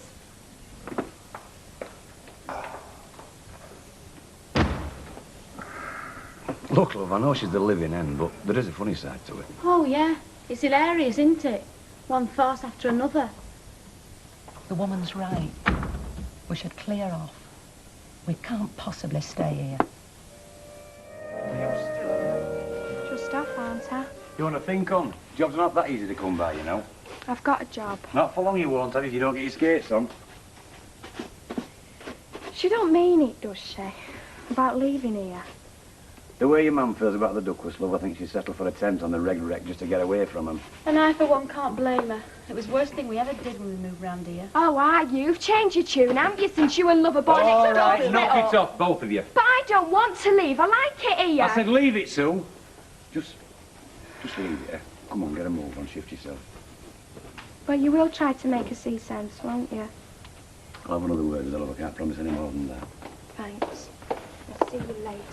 See you. No need to ask who she's thinking of. Herself, as per usual. Well, you can't really blame her, can you? I mean, she's only just got used to the idea of living round here. Well, she'll have to get used to the idea of living somewhere else then, won't she? Ah, well, we'll have to see, won't we? See what? What happens? I told you what's happening. We're getting out of here. We can't just walk out, can we? Not just like that. Why not? Because it's not that easy. We've got to find somewhere else. We've got to sell this place. It all takes time, doesn't it? Doesn't mean we have to stop here, does it? Where else can we go? Your grand's. Your mother's? She's got more than enough room. She'd be happy to have us as long as we want. Don't take all day, will you? I want to put that cloth in wash and all.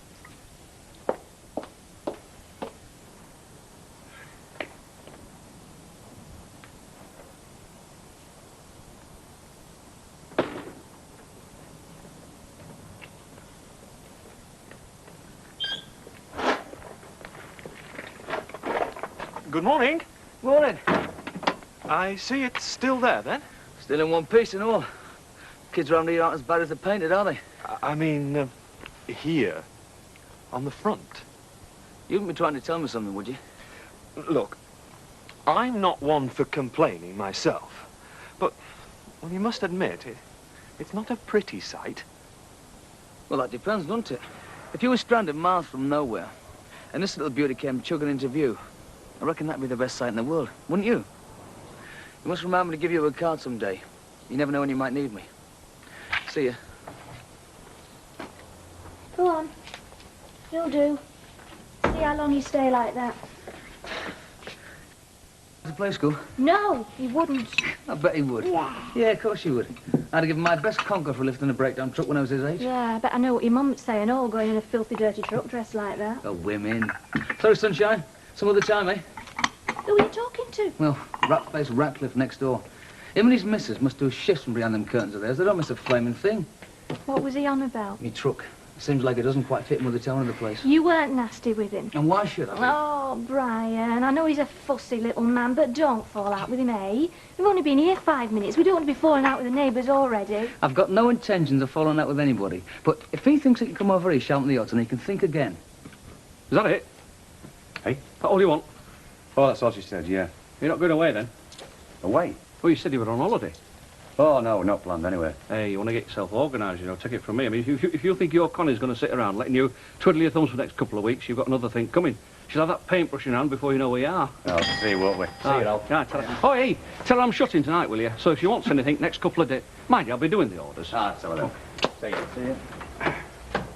So, all systems go, is it? That's right. This time next week, you won't know this place. Well, let's hope it works out for you. No danger.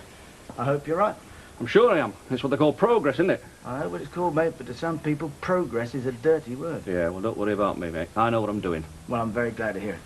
Now, if you'll let me make a telling contribution to your future prosperity, give us a packet of matches.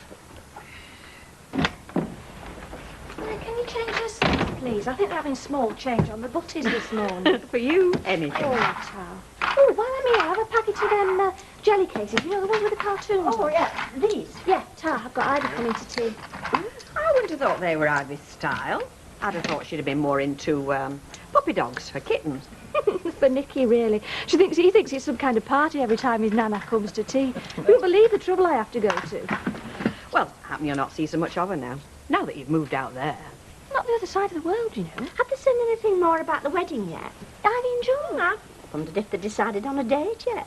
No, they don't seem to be in any hurry, that's for sure. Which is more than I can say for me, because if I don't get back, Phyllis will think I've deserted. Not on £5, she won't. Hardly get you as far as bus station. Try, love. Now what have I said? You haven't said anything. I was just thinking about Ivy and George. What about them? Well, I was just feeling pleased for them. Especially Ivy, after what she went through with Bert. I mean, well, it'd be nice if she could find a bit of happiness again, wouldn't it? After all, she's had a fair share of the other, hasn't she? You and your flipping breakdown truck you like a kid with a new toy. It's going to be worth its weight in gold to me. I mean, I've already taken 2 jobs I couldn't have had without it. Well, good luck to you. I like to see you youngsters doing something to help yourselves.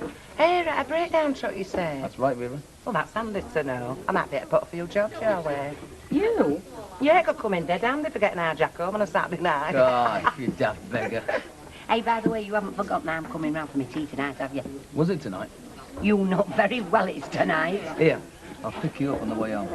Not in that thing you won't. No, not you and all. Right? I've had enough of Rat-faced Ratcliffe next door. Who's Rat-faced at all? Our dear neighbour, Mr. Ernest Ratcliffe. Well, what's up with him? What's he been saying? That my truck's an eyesore. He thinks a flaming old tanker head stuck outside the door the way he's going on about it. Well, couldn't you leave it at the garage, Lord? I could, but it's not much use there, Mum, if I get called out from home, is it?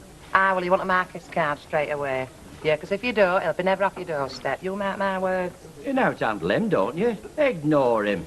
There's no subsets and nails in there more than that. What a bit sense of attraction, you see. You just let him see he won't wash for you and Bob's your uncle. Don't worry, Percy. That's exactly what I intend to do. If there's one thing I can't stand, it's folk that won't keep themselves to themselves. So, where's Loverboy then? If you mean Frank, he isn't Loverboy. I believe you. So, where is he then? He's gone to Blackpool, hasn't he? He didn't last long, did he? To pick up 1 or 2 things. Oh, I see. He's coming back then? You seem to be under the impression that he can't wait to get away from here. Well, he did say he was only here till something else turned up, didn't he? I just thought he might have gone for another job, that's all. No, he hasn't. He said he'd gone back to pick up a few things. Oh, well, that's what he said. Cheers. Time for another. Oh, not for me, love. I've got to be making tracks. Now, suit yourself. Hey, listen, I've got to pop home for something. I'll see you back at Sing Sing, OK? Yeah, all right. It's time out, wasn't it, you and all? See you, Vera. See you, Bri.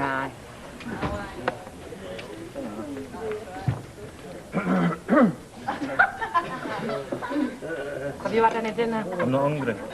Well, that ain't going to do you a lot of good, is it? Why don't you get off home and get something proper inside Look, you? Mum, if you've come to give me a sermon, save your breath, OK? No, I ain't, love, honest. It's just that I don't like seeing you like this, do I? Well, you won't have to for much longer, will you? Because this time tomorrow I'll be 200 miles away. That should put a smile back on a few people's faces round here. Hey, up there with the wind's blown in. Well, don't sound so surprised to see me. I didn't realise I am. Didn't think I'd just take off, did you? Sling my hook without a word. I hope I know you better than that. I hope you do. Well, are you planning on standing there all day, or do you intend giving me a hand? Well, give us a couple of minutes to drop this lot and I'll be with you. Make sure it is a couple of minutes and all, or I'll dock your pay. Honestly, it just doesn't make sense. So you keep saying, but you still haven't given me one good reason. All right, your mother's house for a start. I mean, it's not exactly Eaton Hall, is it? Big enough at time being. What about Sue? A job? It's to the side of Weatherfield we're talking about, not to the side of World. All right, what about me? Have you thought about that? But it's all right you were talking about flipping. I'm the one who has to face the music. Have the duck was gloating every time I set foot on the street. I might have to work round here, you know. So you get the dairy to swap you round. And don't say they won't, because you've told me of fellas who've done it. Is that you, Andy? No, it's me. Well, what are you doing here? I'm entitled to my dinner hour, aren't I? Anyway, I had to come home and see what was happening. I'm not stopping here, Sue. I am not stopping here next to them Duckworths another day. There's nothing more certain than that. Look, what if we went away for a few days? Just a tour. I don't want a holiday. How many times do I have to tell you? I thought you would have understood if anybody would. What the heck's going on? It's Mum, isn't it? It's not Mum. Perhaps you can get through to him, because I'm sick of trying. Can't you see what you're doing to her? But I don't want to move. Well, don't. Stop here, all of you. But I'm telling you, I am not spending another night in this house, and that's a promise, whether you lot come or not.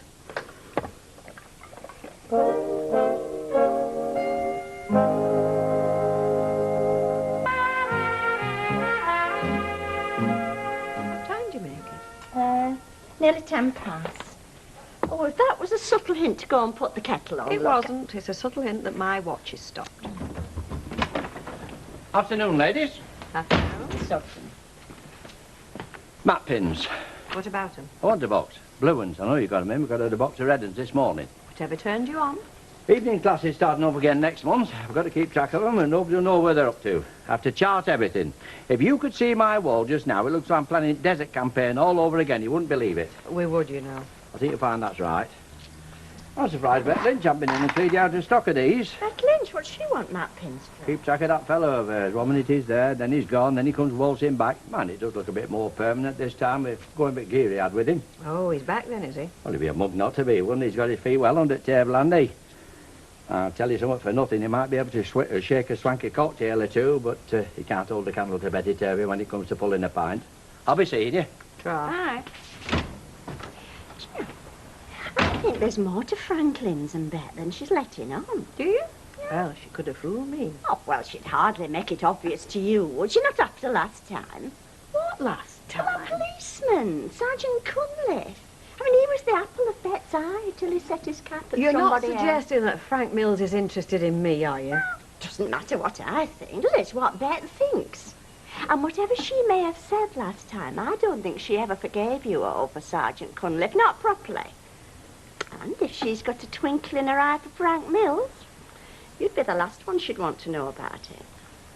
Doesn't what I think matter for anything in this house anymore? I don't want to go to Gran's. None of us want to go to Grant's, do we? But we don't have much choice at the moment. Andrew's right, love. Oh, what's the use? Look, I know how you feel, exactly how you feel. But right now, it's your mother I'm concerned about. You've seen the state she's in. And she's not going to get any better until she gets away from here. She just needs some time to sort herself out, Sue. Surely you can see that. So we'll just be going to Gran's for a few days, you mean? I don't know, do I? I mean, when she gets there, away from here, well, maybe she'll see things in a different light. But one thing's for certain, if she don't get away from this house, she's going to drive herself completely around the twist. I'll do me packing when I get back. It'll be for the best, love, believe me. I'll see you about 8. Yeah, okay. Ta-da. Ta-da. Oh, not too late, am I, Al? Well, not unless you want bacon or cooked eggs. I've just cleaned machine. Long grain rice. Have you got any? We've got everything here. So, when do you make a start, then? First thing in the morning. I suppose you better have that on me. Eh? Well, last customer in the old shop, aren't you? You know, place won't be the same after tonight. I never thought of that, Al. I have. I've thought about it a lot these last few days. If these walls could talk, they could tell a tale or two, could this place? Yeah, I suppose they could. Mind you, it doesn't do to dwell in the past, does it? I mean, what's gone's gone, hasn't it? You've got to look to the future these days. Look to the future. I suppose so. But I must admit, I reckon you'd be the last one to do out like this. Why's that? Well, you've got a cosy enough little setup here, haven't you? Small enough for you to handle with a bit of help from Deirdre.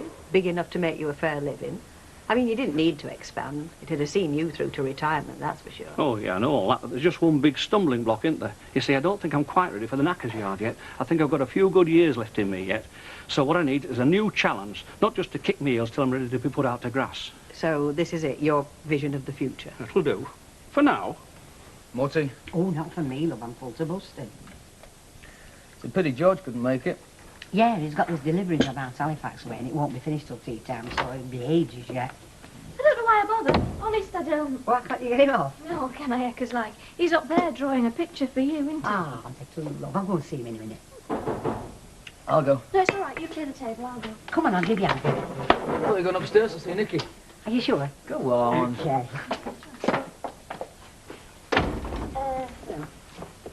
It's Mr. Ratcliffe. What's the word? Oh, I? It was about your breakdown truck, actually. On the front. Yeah, I know where it is. What about it? Well, I've just come to ask if you'll move it. Oh, you did you? 6 foot will do. Only I can't get my car up to my gate. Oh, I see. Well, it's Lily, you see. Mrs. Ratcliffe.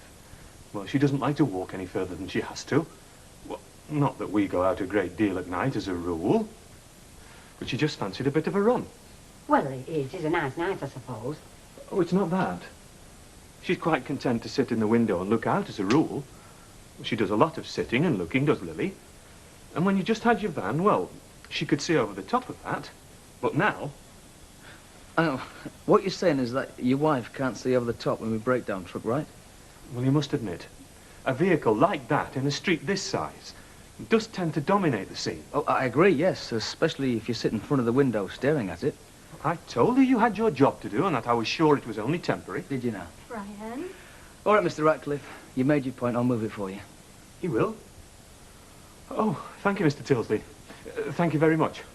I said to my Lily, I said you were sure to see my point. I do, and I'll do exactly as you ask. I'm going to move it 6 feet. I'm not one for complaining myself. Live and let live, that's always been my motto. But Mrs. Ratcliffe, well, I don't think you've heard the last of this. I don't. You've got a right one there. Me. And here's me, I thought all our troubles were over when we moved here.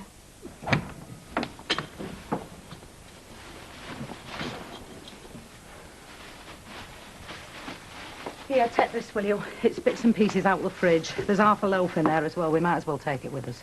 You're sure, aren't you, Mum? Andy, love, I've never been so sure of out in my life. And thanks, love. Thanks. What have I done, except get us all into this mess in first place? I mean, thanks for understanding. I reckon you're the only one who does. Well, you're my mum, aren't you? Well, I'm Sue's mum as well, and look how she's created. Yeah, well, she's just a kid. Well, you're not much older yourself. Believe me, after what I've been through these last few weeks, I'm not sure to have drawn my old age pension. We'll get by, love. Yeah, I reckon we will. You two coming, aren't you? All right, we're here. Just for the boat. That is. Yeah, you can take that and all.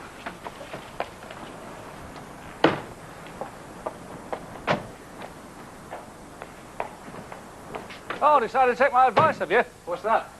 Taking a bit of a break. Oh, aye. Hope the weather keeps up for you. Are you going far?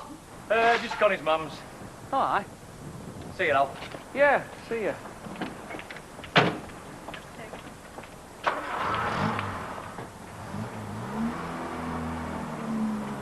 wouldn't have thought you'd have had time to stand and stare, Al. Not tonight. Did Connie ever tell you where her mother lived? Connie Clayton? Ah. Yes, and we're off Great Western Street. One of them big houses that overlooks the railway yard. Yeah, that's what I thought. That's not far, is it? I mean, it wouldn't take more than a quarter of an hour to get there, would it? Not by car. So?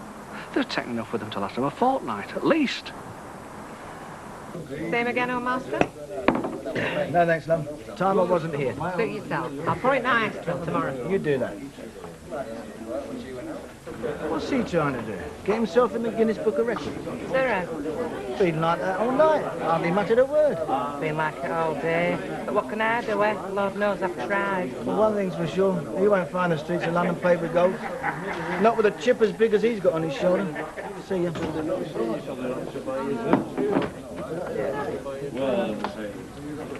Lovely. Vodka and tonic, please. So, here we are again, then. Like the bad penny. Now, I didn't say that. Thank you. And I don't suppose Bet would either. How long are you here for, then? Just as long as Bet needs me, I reckon. Well, you got your sights set on something else. I did have a few irons in the fire, and still have, but so far nothing else has turned up. Nothing to drag you away from here. That's right. Well, I suppose it does have its attractions. I reckon it does. Thanks, Frank.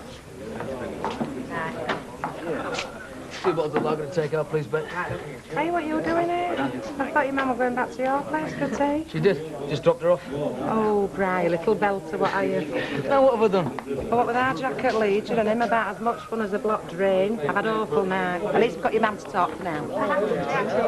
Thanks, Ben. Terry? What are you having, Bri? Oh, not for me, mate. Just called in to pick up a couple of bottles. Come on, mate, you got time. No. Thanks all the same. Oh, that's right, go on. You stick the boot in everybody else has. Hey, hang on. Driven out my house and driven out my job. Nobody's driving you out of anywhere, mate. You're the one who's insisting on going to London to make your fortune. And why? Why am I going to London? I'll tell you why. It's them blasted Claytons, that's why. They're the ones who expect me to live next door to them and never even see my own kid. Next door to his mother and never even clap eyes on him. Eh? Thanks, Bet. Listen, mate. If you'll take my advice, you'll forget about the Claytons. You'll get yourself home while your legs can still carry you. See you, Bet. See you, Bri. Same again, Bet. I think Brian's right, Terry. You've had more than enough for one day. Yeah, I've had enough of them Claytons, that's for sure. I've had enough of them to last me a lifetime. Come on, Bet. Same again. I'm sorry, Terry. Be a good lad. On your way. Frank, give me a hand. What's that? Terry's overstopping his welcome. Right, leave it to me. Best let me handle this. You, if that lad turns nasty, he'll eat you for breakfast. But he first thing. won't turn nasty with me. All that's needs a bit of tact and understanding. Strung down stuff's no good with him. I'll bear that in mind. Come on, you, out. Tact and understanding. Shut it, Percy. Don't worry, I'm off. I'm not stopping where I'm not wanted. Hey, and I'm not wanted round here, and we all know whose fault it is, don't we? Them flaming Claytons, that's who. Go straight home. Right, folks. Show's over? Well, not just a pretty face. Surely you know me better than that, Chuck.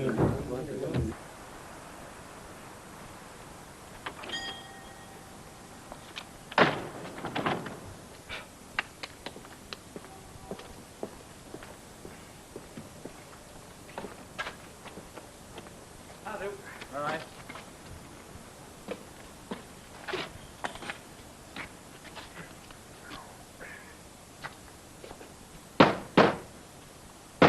Come on! Come on! You're wasting your time, lad. I'm not leaving here till I've told them exactly what I think of them. Exactly what I think of them, and they're going to have to listen whether they like it or not. Come on, open that door! I'm telling you, Terry, you're wasting your time. There's nobody in. I think they've gone away for a few days. Gone away? Yeah. Fair enough.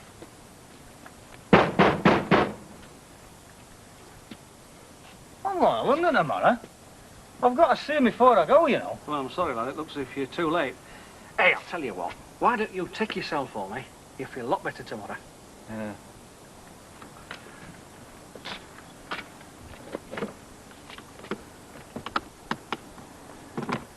See you tomorrow, kid. Yeah, it's all right.